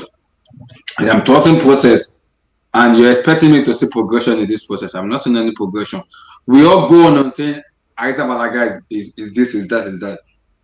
Yes, I could get Ariza Balaga getting kind of fed up, kind of ways, but Lampard himself is not helping himself as a manager. There's a way you can come in and talk to the players. We need to fix it. We need to. For me, I don't think these players are listening to what Lampard is saying, because I keep seeing them doing the same thing, wake out. I watched Hakim Ziyech in Ajax, and I also watch him in Morocco. Ziyech doesn't play like this in Ajax. It does not play like this. It does not. It doesn't do this in Morocco. No, in Ajax, it doesn't do this in Ajax. Hakim Ziyech now it becoming a cross match, and he give it to us Ajax, give it to Ziyech, boom. I can agree you want to cross. You can have Olivier Giroud on the pitch and cross. I get that. You can score goals. You are crossing to Pulisic, Timo Werner. I don't know, man. Pulisic, you know the height of Pulisic and Timo Werner? Giroud is 6'4". Tammy Abraham cannot even nod. 6'4". And you're telling me to be crossing. No. I don't know, man. No, I don't know. But when he puts it like that, can you see the stupidity? Of course, he's right. He's He's right. That's what And look, it can work against Morecambe or Morecambe. See, I don't know how to pronounce it now because you guys have messed up the name, but it can work against Morecambe. Like it did work. I think he headed it across to Havertz, who's like 6'2" or something, and Werner got a tap in. But that's cool against Morecambe. If you look at what was happening against City and teams like that, where you have accomplished premier center backs, I guess John Stones has reformed himself in some ways, and Diaz, it's just, I don't know, it's breakfast. Like, just get rid. Eventually they'll get frustrated, we'll score, and it's no problem. So, yeah, Abdullahi's not wrong. It's almost like if Lampard had Ziyech and I don't know, he goes to Barcelona or something like that, and you have Messi playing number 9. It's putting crosses. Like, that makes no sense. He's 5'6", 5'7". Like, what are you doing? No, this is the problem with Lampard. I keep saying it, I keep telling that Chelsea fans, proper Chelsea fans, this is the problem. They are attached to him being the club legend. I get that he's club legend, but we need to open our eyes. I don't know, maybe some people are watching football with their legs, with their stomach, or with their nose. I don't know. I don't know what is going on. Because I can see something other fans could see. But Lampard himself doesn't see it. Him himself as a manager doesn't see what we as the fans are seeing. You telling me, why can Lampard change his formation and even play Ziyech as a number 10? I can get that you want to build your team around Ziyech. Play him as the focal point. Let everybody know. All balls to Ziyech. Now we know runners. Timo can run. Kai Havertz can run. So we know all balls to Ziyech. He could lay the pass out. We can score goals. Although he can run. So we know. But you can't be telling Ziyech, James, give it to Ziyech. Hey, give it to Ziyech. Yeah. Put the crossing. When you put the crossing, I see Giroud doing like this. There's a problem. There's a big problem. Giroud is shaking his hand and saying, do you know what it is though? Ziyech doesn't want to play like sometimes. Oh, go ahead, Eddie. No, you go. Well, I was gonna say, like, what does James do when he gets the ball on that side? He does the same cross. When Ziyech gets the ball, he does the same cross. Azpilicueta has one thing that he can do attacking wise. Yeah, and we saw it in the Conte season. He has one cross to the back post. So it's like, if everybody on that flank, no matter who plays, has the same job, or that's, if you play on the right, you cross it to the far post, somebody will be there. That's what I want from you. If that's all that there is there, then how easy do you think that is as an opposing manager to just tell your defense what to do? Like, you make the game so easy for the opposition teams. Against Morecambe, fine. Fulham, do you think that? I guess the game has been suspended or whatever it is, but like whatever Chelsea's next game is against a top tier opponent. Oh wait, is the game suspended? No, I don't know. It might be delayed or rescheduled. It's rescheduled for Saturday. It's not even delayed. Like I think the last time I told you, they said it's. Oh, okay. No, so that's what, because I said it should be Friday. No, it's Friday. It's been moved to Saturday. The funny part, I'm just gonna be laughing at the Chelsea fan. Just sit down on the couch and be doing like this, and I'll be praying for Fulham to score 1, 2, 3, 4 goals. When they score those goals, when they score, that's my prayer. Let's go 1, 2, 3, 4. Well, I mean, we'll probably get to it later, but Chelsea cannot lose to Fulham, man. Chelsea. No. Eddie. Look, I'm my sorry. friend, we'll get there. We'll get there. No, I'm sorry. HH, have you seen that Premier League table? That thing looks depressing right now. If Chelsea, don't get me started. No. This is an apprenticeship. This is an apprenticeship manager. Lampard is an apprenticeship. I'm a construction engineer. Like, I'm doing apprenticeship 2 years now. I'm kind of learning on the job because that's what I studied in school.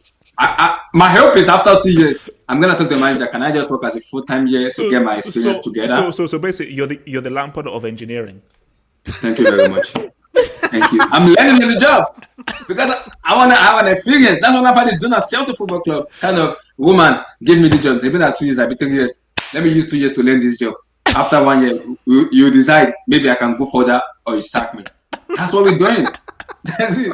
I don't think it's gonna last end of. Everybody's saying give Lampard end of the season. I can guarantee you it won't last. So let me get this straight. So this started with can say something the Champions League, Premier League title contenders. So now we're dealing with a man who is using this as a stepping stone to become a better manager. It's an experiment. It's not a process. It's an experiment. And that's the worrying thing that I think everybody should be thinking about. It's not a process. They're experimenting with Frank Lampard. So look, let's talk about Lampard in a bit more detail now. So this is a report that got shared in the group. I'll bring this up. So it reads, there has been a non-binding contact to the Thank you, of Tuchel and Father. Allegri. Thank you, Baba. Mute your mic, man. Mute your mic, my friend. Chelsea shortlist: Thomas Tuchel, Massimiliano Allegri. What's it called? That says Abdullahi's long-lost cousin, Brendan Rodgers, Hasan Hutel, and Julian Nagelsmann. So my thing. Okay, let me first ask you guys: do you think this is real or just a rumor? Who is CF Bayern? Firstly, like hover over this name.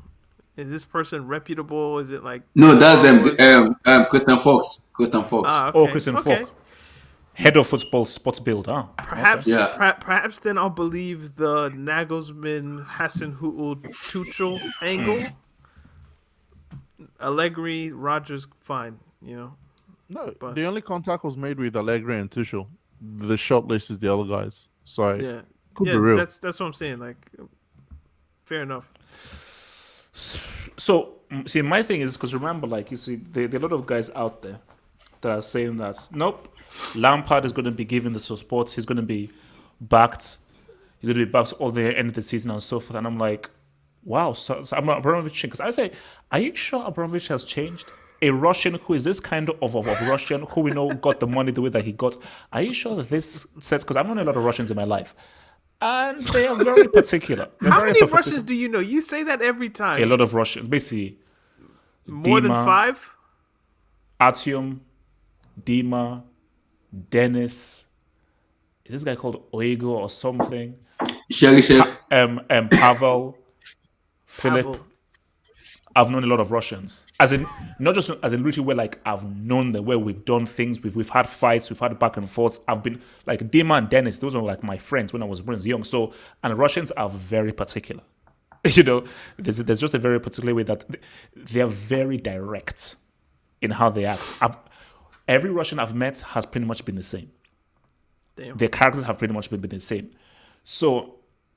The way Abramovich operates, when people say, oh no, Abramovich has changed, he's going to give him time, he's going to be patient, he's going to help build. I'm like, excuse me? Roman Abramovich, this guy who is this kind of Russian is going to give someone time. Like, guys, Lampard was hired because Chelsea had a transfer ban. So they just needed a dude to come in here. He did well, better than what people thought. Oh, let me give him some money. He's now regressed, done worse with the money. And Roman is like, all right, I'll give you a few games, and if not, I'll just sack you. We can let you go amicably, but I'll sack you. So for me, of course, this makes sense because this goes in line with how Abramovich is going to roll. So my thing is, I will be surprised if Lampard sees out this season. He very well could. But I'd be surprised. I'd be shocked. Because if Chelsea don't get a result against Fulham a game afterwards, I think it's lights out. So out of these names here, come first to Eddie. Out of these names here, is there any name that you'd be like, boom, based on Chelsea's position right now, the players that Chelsea have, which do you think would be the manager that would get the best out of these players? I mean, the manager I would have probably picked is not on the list. And just before I get to answering that question, Carlo Ancelotti is the one I would have picked because of the experience. Just before I touch on that, just on the Lampard thing lasting the whole season, I mean, the Avram Grant rumors, I don't know if those are real, but if they're real, then it's kind of... It's been confirmed that it's not real, it's fake. It's fake news. Okay, it's fake news. Okay, cool. Because if the whole Avram Grant thing was real, then that would have been peak. But hey, Lampard could last a season because in the COVID season where you have to do all these what do they call all this quarantine and lockdown stuff for 14 days, and before you can get access to the team, it might not be possible to sack Lampard and get an interim in. But it might be a thing where it's done at the end of the season. Among these guys, the only two names that I kind of would be interested in would be Brendan Rodgers and Nagelsmann. Tuchel, I kind of spoke about. He's more of a Conte 2.0 in terms of things outside football pitch. On the football pitch, yeah, he would work, but yeah, it's kind of a Conte 2.0. Allegri, he's pretty much another Mourinho, in my opinion. We've got all these exciting young players or exciting attacking players. Allegri comes in, Ziyech is out the door immediately. It's he might as well just give him the express ticket back to Ajax or something. So that's another one because yes, he can play expansive football, but the thing is, exactly, I agree with you, Chelsea Blue Flag. Allegri can play attacking football, but his style and most Italian managers is more pragmatic. So he is who he is. I don't think he's going to change because of the quality of the squad. I mean, he had great players as well at Juventus, and I don't think it changed that much. So that's why I wouldn't want him. Hassan Hutul he's an interesting one. I mean, do I want a manager who's lost 9-0 before? I mean, if 9-0 is a part of the process, I'm not. He's done well at Southampton, but it's only been what 9 months in total. Like this good period that we're talking about, where Southampton are playing this quality football. Because before that, they had obviously some bad results. He had some things he had to explain. When he came on the job, it wasn't his results went. He didn't come and change things instantly. But over the last, I think, 9 months, we've been able to see what has worked for the Southampton team, and it's looked good. But again, it's one of those where I'm not sure if that's enough for me to give him the Chelsea job, as big as it is. Nagelsmann, again, based on experience, I probably wouldn't take him, but just based on the fact that he's versatile, I think there's been a thing where he's used about 6 formations this season. So he constantly changes things. He likes players who are versatile, so he would know how to use, your Havertz, your Werner, your Ziyech, in multiple positions, not just the one positions doing the same thing. So that's something exciting that you probably get from him. Now, the only thing with Nagelsmann is I don't know how he'll perform in the big games. With this expansive football, there are some games where you need to be tactical and you go not obviously park the bus, but be a bit pragmatic in your approach to the game. I don't know if he has that in him because in Germany it's just gung ho. We're gonna do what we're gonna do and we ride. So that's probably why I'm a bit hesitant with him, because out of the whole list, I think he would make the most sense in terms of the fit with the Chelsea squad. But I don't know how that would work. So that'll then leave Rodgers.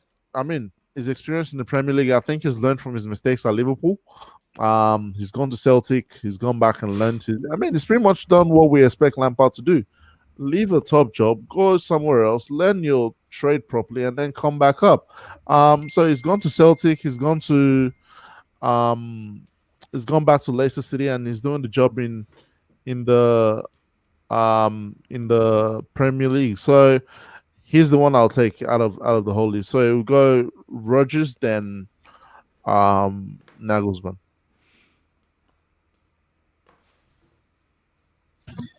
AJ, I don't want to touch on the process. I want to win. So that's I'm disagreeing with what Teddy said at the moment. I want to win as a fans. I'm not trusting any stupid process. Nagelsmann for me, you have to wait for process. Thomas Tuchel, we're gonna wait for process. And this Chelsea team needs someone an experienced manager that will come in and tell you, do that. If you don't do it, you are sitting on the bench. That's Allegri. People may say it's a pragmatic. Allegri plays expansive football. People need to go back and watch Juventus 16-17. So on their run to Champions League. So you don't, because Edith's point was that he could ruin Ziyech. So you don't think that he would I ruin don't think so Ziyech? because Allegri is far experienced manager who knows what he's doing. I don't think he's gonna win Ziyech because if it was the way Allegri play more of an he play when you watch Paulo Dybala plays in Juventus, then you can see the way Mas Allegri plays. People may say because we have Timo Werner and Kaya Havertz, I can understand that.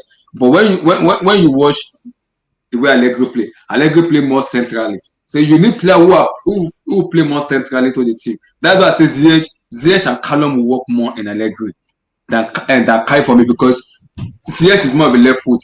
Kai Havertz is more of a central player. So people may say Thomas Tuchel.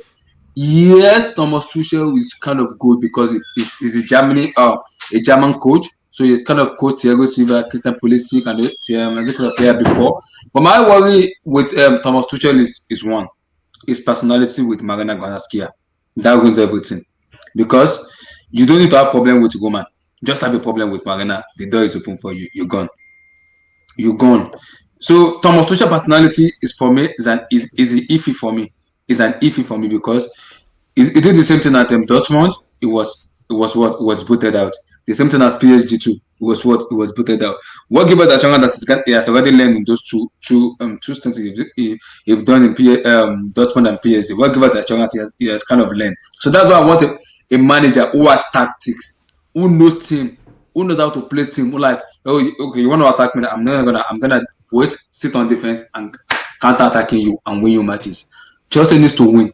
We need to create an identity, the fear factor in which those Drogba, Lampard, Mikel, John Terry, those players are in those years. Those fear factor need to come back. And when you want the manager, you need the manager who is vast experience, who knows what he's doing on a pitch, who will tell you, no, this is what he's doing. His tactics is it's not about individual. His tactics will win you matches, not individual only. His tactics will win you matches. That's why I'm gonna go with Allegri. Because people say he may be playing boring football, but he play more. Allegri can adapt. If you want him to adapt, he will adapt. He play more expansive football. So you believe when Allegri comes, he will win with this team. Yes, he will. Allegri will win with this team. Give Allegri this team, he will win. He will surely win. And if Allegri comes in, number one signing, what did you eat there, Abdullahi? This is the problem. Yeah, people may say that. No, what were you eating there just now? What did you chop? I'm eating Chinese rice. Danny, look, Daniel, talk, please, talk, Daniel, talk. Of the names that were there, I think you could go maybe three ways. The first way would be Rodgers, just because I think he's maybe like of the people there. If you want like a 4, 5, 6 year project from one guy who you might trust to build something in Britain, maybe Rodgers is the easy solution. He knows Chelsea in a particular way. He was a youth coach at one point, so relationships and knowing the area and all that kind of stuff probably does count for something. So that's one.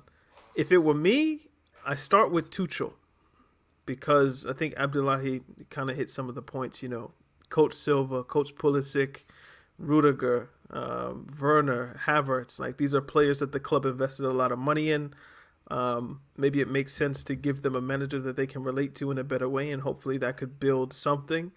I don't know how hard it is to win at PSG, but you could say that he's a proven winner. He's not coming with the kind of baggage that maybe a Maurizio Sarri did, where it's like, he's not a winner. Like, okay. He has some French leagues and some Coupe de la Ligue and Coupe de France and all that kind of stuff. So there you go. When people say, Tuchel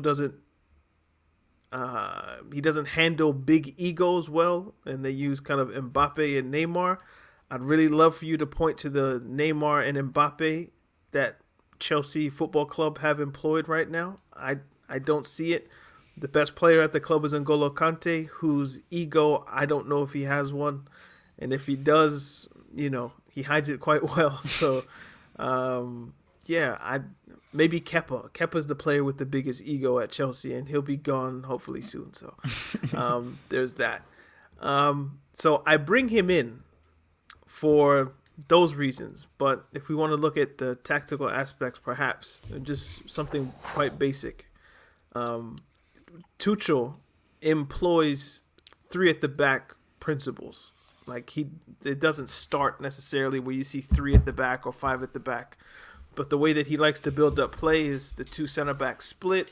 One of the midfielders comes and drops in and creates kind of like a third center back. You push the wing backs up high, they press, and then obviously there's another midfielder. With PSG, he used Verratti to just kind of link everything together. I think at Chelsea you could do something similar. I'm not sure who the midfielder who drops in. Perhaps it would be Kante. That might be interesting to see him play something like a third center back, but defensive midfielder. And for me, the perfect player that, at least in my mind, a player like Verratti, not as good, but a player like him, Kovacic, just a player you can't press. So in my mind, I think that balance would work.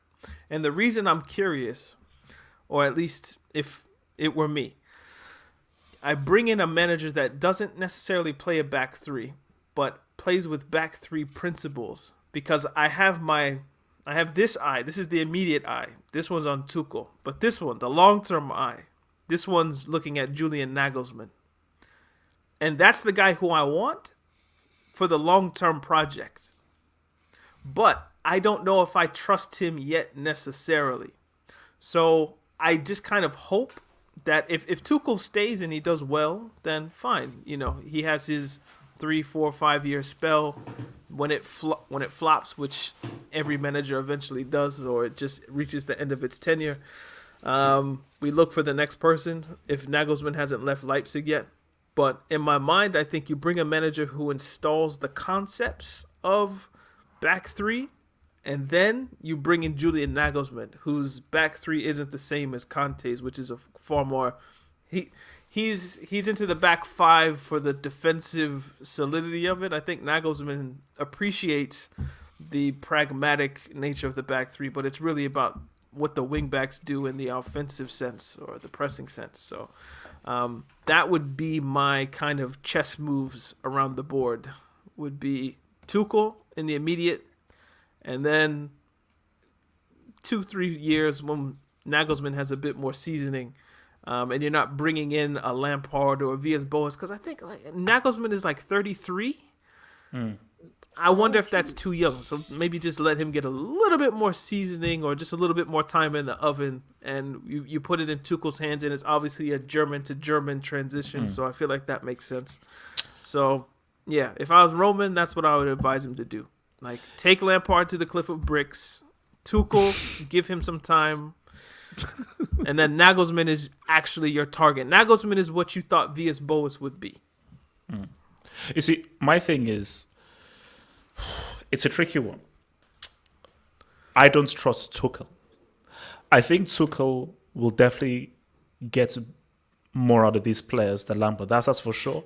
Every but to one get of him, those managers will. yeah, no. Look, most managers will. Yeah, so it doesn't say it. But for me, sometimes Tuchel just says, I just don't see it really working. I agree with you.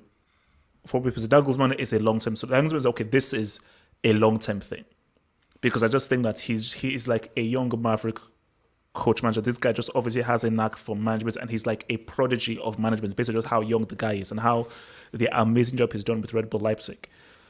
But if you're Abramovich and you how he rolls, he has his eye on Allegri. Because that is someone that you see in terms of more immediate impact, or the likelihood of immediate impact. It may not work.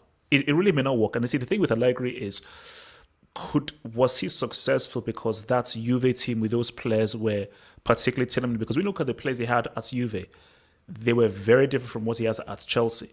Because those were very specific players who he could allow them to play very specific kind of way. Hence why it was so hard for Sarri to be effective with them, because that was Allegri's team where he got the best out of them. Chelsea don't have the kinds of players and role players that his Juve team had. So my thing is that if Allegri comes into this situation now with the players that Chelsea have, I'm not sure whether it's a good fit. Hence why it's really tough. It's really tough. I don't want Rodgers, but then that's meant to actually make the most sense. It's the safest option.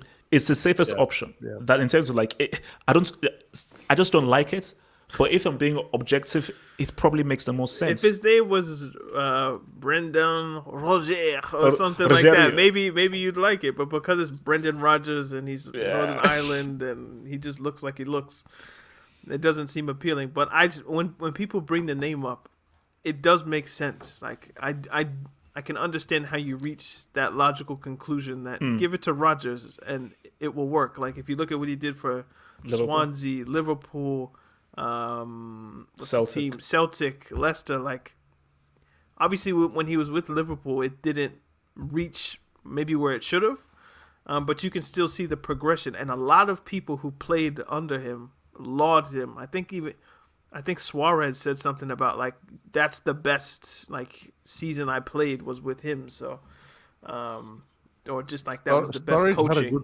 rather than like the treble season. Who knows what Enrique was actually doing? But yeah. So I get the Rodgers critique. Like I think he's an actual coach who improves. Yeah, he's a very good coach. Allegri, I don't know if he's trying to improve. He's just trying to. Who are the parts that I need to win?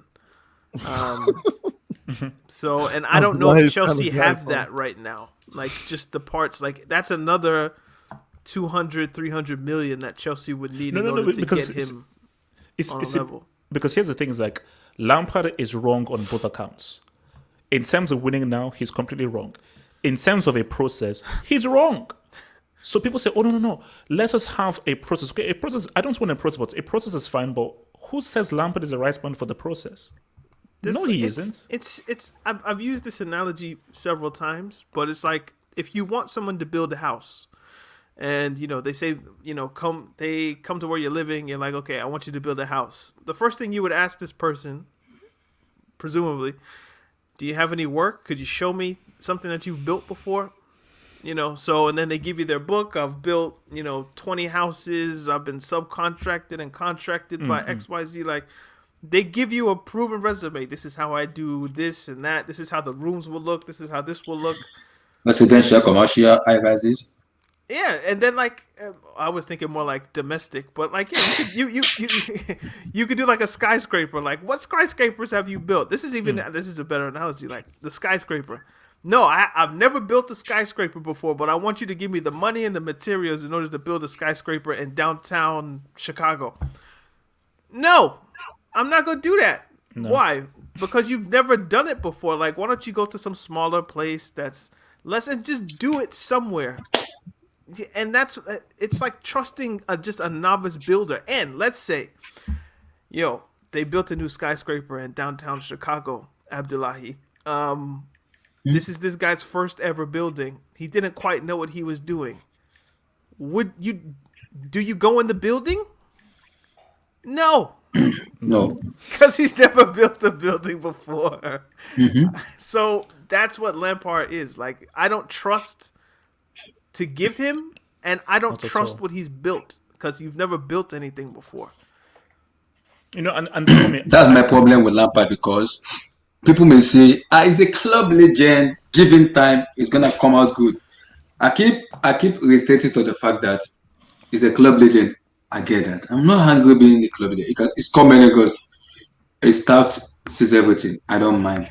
But giving him the job was a risk, because I was like, he was telling the Chelsea boy, I want the player I have watched and I have played with. And I was like, you've watched and you play with. Okay.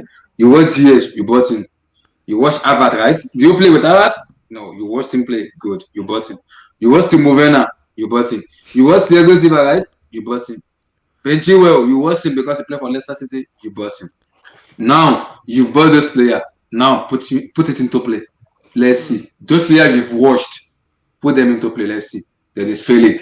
So, the proper Chelsea fans can't come out and defend Lampard because they know they're absolutely wrong.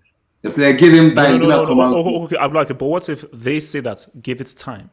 You need to give them time to gel because these are new players. You must give them time to gel and come together. Right. If it is club, if it is Pep, if it is club, if it is Pep, I would say give it time, because those managers have done it on a professional level and top tier club. We've seen this. We know how manager works. But Lampard doesn't have that experience. He left Derby County, boom, and came straight to Chelsea. What experience do you have then kind of trust me and say, this man is going to do well? I keep telling you again, he's an apprenticeship manager, he's learning on the job. And how long will it take him to get it right? To get it right? I have no idea. How long? I don't know, because the problem is Roman is hesitating to sack Lampard. Why? The relationship they have. That's the problem with Roman. The relationship they have together when he was playing for Chelsea, that was what is laying Roman back a little bit as, if I sack this man now, he's going to be tarnishing his image. Then my question to Roman is, when you know that, why do you give him the job?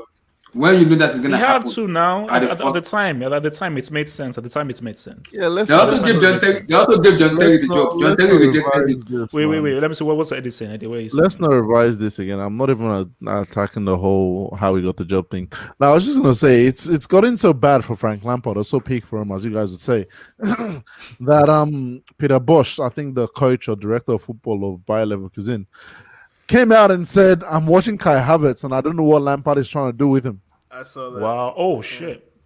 When I saw that, I was like, "Whoa!" Like, yes, it is. See, another manager or director of football is coming to say, "I'm watching this guy, and I don't know what you're trying to do." Like, that's how bad Lampard has used some of these players, and it's like, "Yo, fix up, man," because we need a proper manager to develop these guys. Because as good as Havertz is, he can still be better, and everything comes back to coaching, which we need in this club, because I don't see much coaching happening. Even your Mason Mount isn't improving. He's doing the same thing. I'm sorry. He does the same thing, man. I mean, look, as I said again, man, it's like it is depressing, man, because it's like you're just watching a train wreck. And it just seems like a train wreck because it's such a bad fit, and it is so clear that he is so out of his depth that you're like, just put people out of their misery. That's my hope. Just people out of their misery. Okay, so last two topics, man. Two. Jesus. Yeah. Two on the world. I've yawned like 10,000 times, man. I don't know what's going on. But so quickly, Fulham. Jesus. Daniel said Jesus. Well, no, because I know this could be like a 20-minute conversation. Oh no. I'm gonna say this very simply right now. The table is looking very interesting. That's all I'll say. The table is looking very, very interesting because I'm trying to, because Chelsea are ninth. Can I go first? Abdullahi, please be my guest. Please be my guest. Please. The floor is yours, my guy. The floor is yours.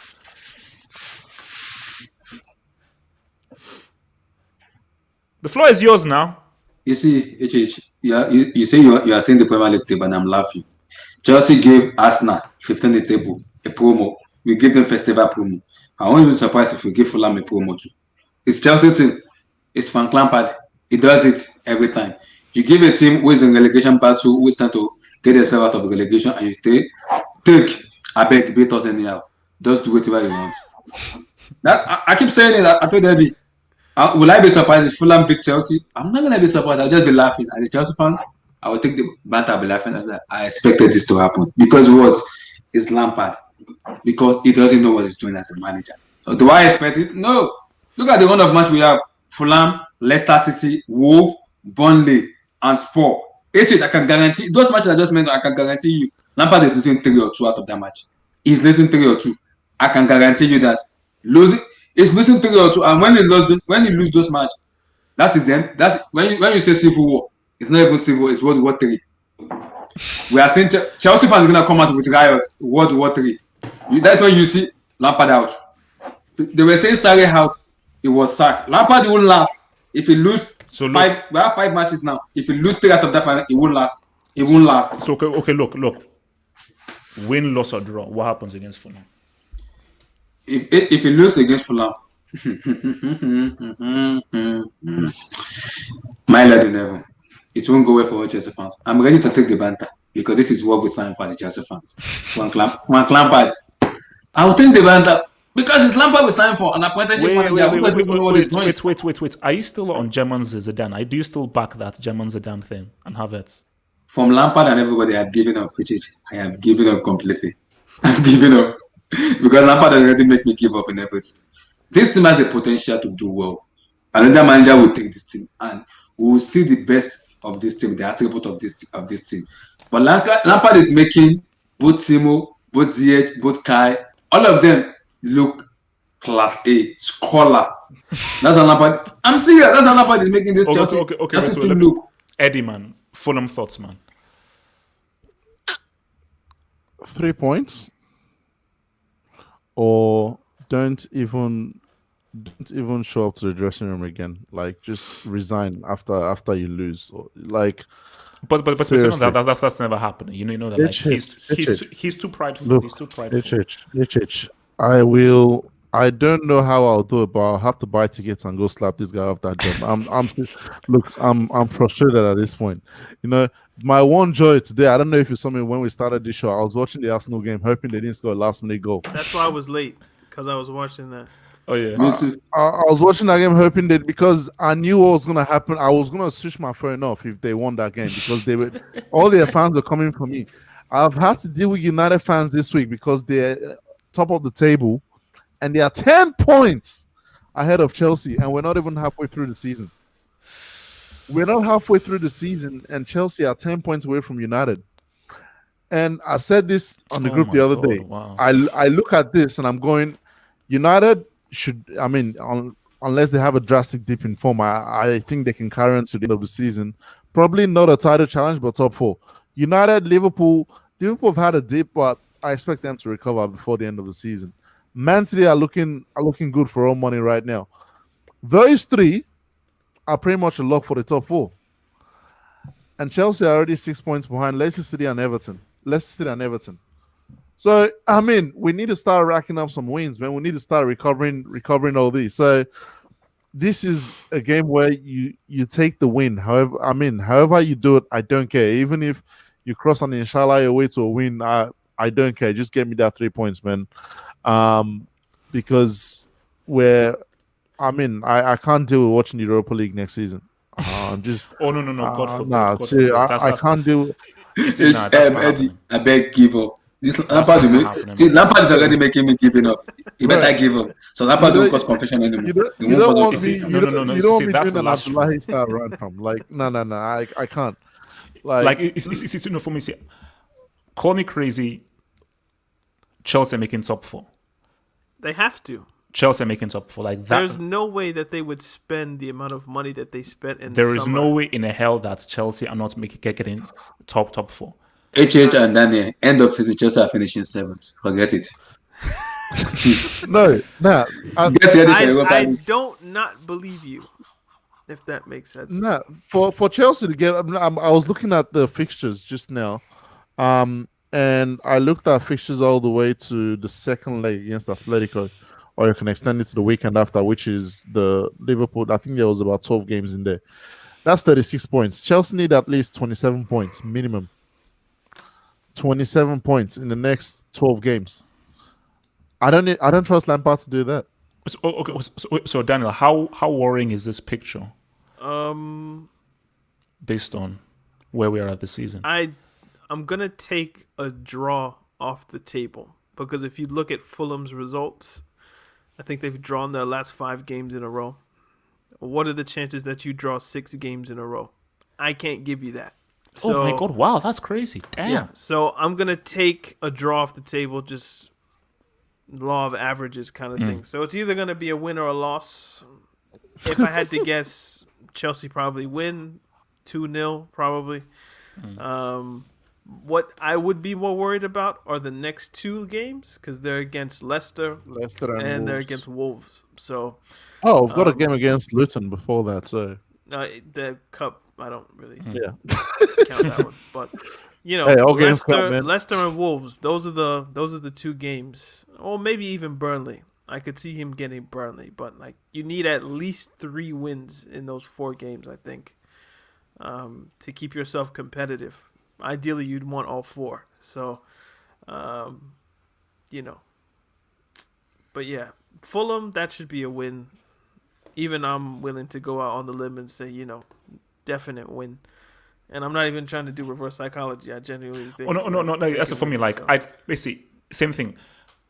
I can't vouch for the performance. Right. I just see Chelsea winning Yeah. that game. Yeah, I just Exactly. Plus, Fulham won't have Loftus-Cheek available because of the loan Yeah. rules. Yeah. Who was really good against Spurs, by the way. So, yeah, but those other two, we'll discuss. All right, Daniel, guys. you say Fulham win, but you know Arsenal were in relegation before they play Chelsea, and they teach Chelsea to like do a promo. I It's can see the same thing Fulham, my happening. friend. I can see it happening against Fulham.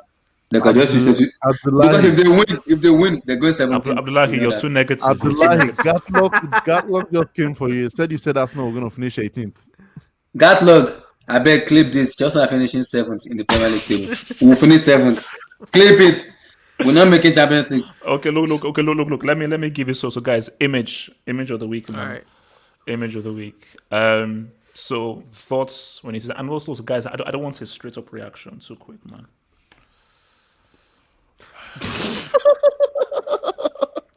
Okay, can I just start? So now I think this is something that people have brought up time and time against me and so forth. And it's one of those things of where, it's, you did the math and you thought your math would add up. And it just didn't add up, And I think what this was he's a good player, a good football player. So the notion was, wow, look at whenever he comes on, the amounts of important goals that he scores. And his goal scoring when he came up the bench against Real Madrid, against Juventus. So I'm thinking, so if he comes at Chelsea and is the main striker, what could he potentially do? But what this was about was he isn't a striker. Or rather, he isn't a first choice striker that you can build your team around. He just isn't that. And I think the pressure of being the first choice and main striker for Chelsea got to him, and he just was unable to deliver, And I think that for Morata, I think this pretty much did almost irreparable damage to his career and his psyche. Because I think for Morata, he thought that, oh my gosh, this is my big opportunity. But I think this was a case of you need to know what your role is in a team. And you need to just accept that. He's a super sub or he's a support striker. He isn't a main striker, which is what he thought that it was. And I think that once things got bad, it just goes worse and worse and worse because specifically with his mentality, he's one of those players that he is a morale kind of player. So once his morale was hit, it was a point of no return. Anyone want to jump in? Alvaro Morata. Record signing. That's not bad. These are the money Roman Abramovich and Marina waste 70-something million. That's not bad. Alvaro Morata. He's the king of offside, so it's not bad. I think he passed the eye test, so we don't need to argue about that. I think Alvaro Morata passed the eye test, so I think seeing Morata is a joy. Just seeing him play is a joy because we know it's like Timo Werner 2.0 class A or class B. I don't even know what to put it.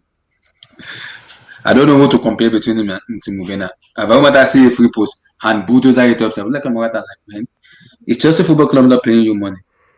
Are you playing the 5 and 6 side football when we play in Nigeria? I don't understand Morata, man. I do not understand. It wasn't this bad in Madrid. Despite not being the starter, he was coming in and scoring clutch goals for Real Madrid. And they are going to win the Champions. No, but the issue was him being a starter. That was Exactly. the issue. That's what I said. He wasn't the starter. He wasn't that. Wait, Eddie? I just think, look, for me, I don't think I've seen a player so weak mentally.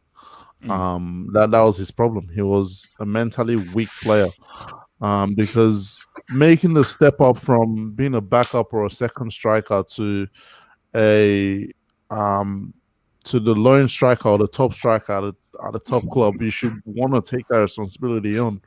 But he just looks like he rode the wave because when he came on, things were going good. And I think he started off with 9 goals or something in not that many games, and then everything went down. And once things went down, my guy threw the toys out the pram. He forgot to play football. He forgot how to play football. And he just didn't know how to get himself out of whatever hole he found himself in, and just kept digging it deeper for himself. So, for me, it's just a mentally weak player, man. That just wanted to be comfortable in the role he played.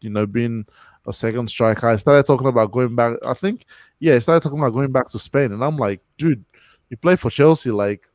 Why the hell are you thinking of going back to Spain to play when you should be working on, scoring goals for Chelsea? So, I think after a while his mind was never in Chelsea, anyways, and it just had to go. So, for me, it's just, one, it was a panic buy. Two, it was mentally weak. So, Legit, the honest part, we are playing cross and inshallah. This is perfect formation for Alvaro Morata. Just cross. Rhys James, do the cross. Hakim Ziyech, do the cross. You have a number 9 he can score with head with anything. Alvaro Morata can do that. Just cross. You can cross 10 crosses. I can guarantee Morata will score 8 out of that 10 crosses. That's his speciality. That's not crossing to Pulisic and Timo Werner. It doesn't make any sense. Wait, it doesn't. Daniel. Morata. Okay. I did some research while you guys were talking. In the Premier League, he scored about 1 goal every 3 games, which, when you look back at it, that's like Drogba rate. Drogba scored 1 goal every 3 games. But the problem was, or at least to Drogba's credit, he didn't get that many chances in the games that he played for Chelsea because of the way that Chelsea played. Morata got his fair share of chances. He just missed way too many. Like the type of misses that Morata had would do something to your confidence, because I can't score a 1v1. Like, that's kind of my job. I can't with do so it. much time. Which goes maybe to Eddie's point and Abdullahi's point. Like, if you're crossing, kind of don't have to think about it. It's bang, bang. The cross is coming. I put my head on it. I score.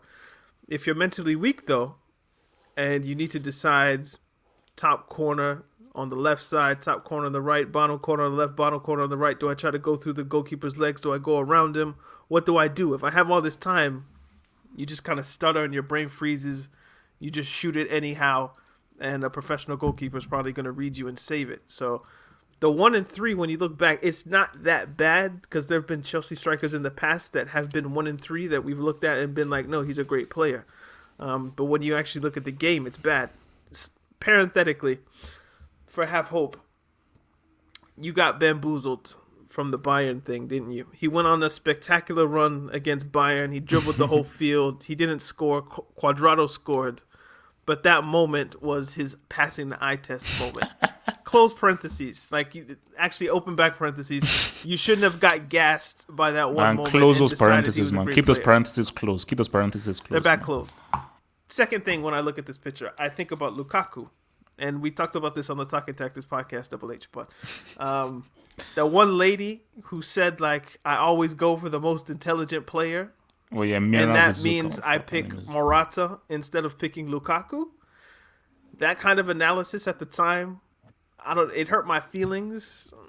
I try not to say that exact sentence, but it did. Like, just the stupidity of that hurt me. So that's the second thing I think of. Thirdly, this is a personal issue. I don't expect anybody to agree with me, especially not this season. Where we are sitting, I should not bring this name up, but I will bring this name up. This guy stole Batshuayi's minutes and his development just because he costed 70 million. He had the political power to where nobody could come into the team. Yeah. And he had to get the chance. The same way that Torres had the political power even years after, to where players like Lukaku were still kind of looked at like, he's just a little kid. He'll get his chance. But we need to make sure that this Torres thing works in 2013, 2014. Parenthetically, again, it didn't work. So, yeah, those things. He wasn't as bad as we thought he was, just statistically, but he was almost worse than what we thought he was when you go look at the misses. Stop talking to me about intelligence just because he's white. Okay? And, yeah, I feel bad for Mishi. I feel bad for Mishi, but, all right, that hasn't gone great. Let me just hit this and then we'll be booming. So, what's it called? from your boy Latin. Yes, I'm still on the Batshuayi thing, man. Y'all leave me alone, bro. So from Latin Lazaro Chelsea says ruined it, man. Says preach Abdullahi, big time Europa League club. Fire emoji. Latin Lazaro, screw you, bro. I'd says to Merchant says, to be fair, Mount has energy levels like Kante, plays a lot. So you guys use this. And also, my artist mention also says Mount also likes a deep playmaker and good presser. So I think Mount is also like a deep playmaker and good presser. He ain't playmaking nothing. Not a relax. deep playmaker, bro. So guys, look, man, we are out of here, man. So boys, look, man, as I said again, where I stand with this whole thing is I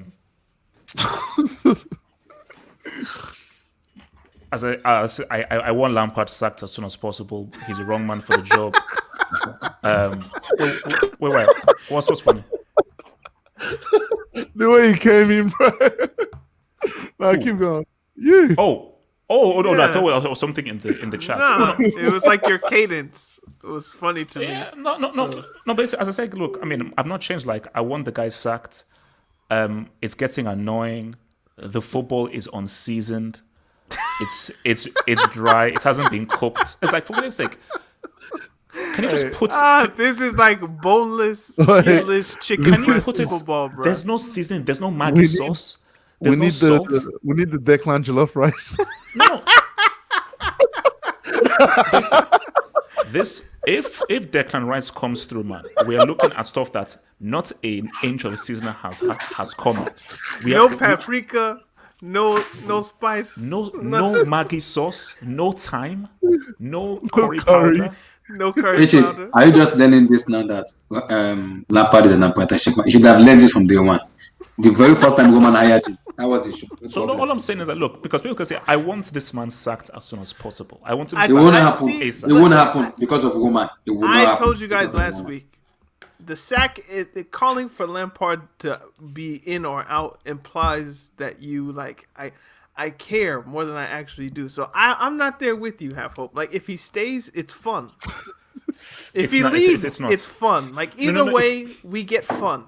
Unless you actually deadly care about the results. For me, but I told you, I have agendas that I need to live up to. And my agendas as that if Chelsea win the Premier League, I'm going to go against Liverpool and United fans. If Chelsea touch that Champions League trophy, bro, you see, now this you wouldn't be able to touch me. So I don't have any agendas. Yeah, I have agendas. And my thing about this, the only agendas I've had. Okay, Mitchie was a bad agenda. Traore was. I stand by my Bertrand Traore agenda. The Kepa agenda, however, what a win! What a win! So my thing is that it's just annoying on a footballing level that this is so wrong. Yeah, footballing wise, that a guy who is so out of his depth, so arrogant in his belief that he can take this club forward, and Ziyech. A guy who I've been praising and who I know can ball, and I know this team can play quality football because I want to be entertained. The football is so horrible and horrendous that I want this guy sacked as soon as. It will not happen. And what makes you guys think Declan Rice is going to be like some fancy kind of rice, like jollof rice or shrimp fried rice? He's going to be regular ass white rice. Because it's Lampard that recommended it. It's going to be like a Ghanaian rice or Jamaican rice. Respect Ghana, respect Ghana. No. I just saw something in the comments. If I ever midfield of Mount, Rice, and what's his name, Gilmore, I will lose it. Gilmore Mounts Rice. I will lose it. Mounts Gilmore. I don't know. That's a Brexit midfield right there. All right, guys. Look, man, we're out, my guy. Because I'm actually feeling ill, actually. So, guys, peace out. Stay true. Like, subscribe, all that beautiful stuff. And next week, Rice could be at Stamford Bridge. I forgot it's a transfer window. So, it's possible. Let's hope and pray. Guys, peace out. Stay true. One. Peace Declan together. Risotto. I'll take it.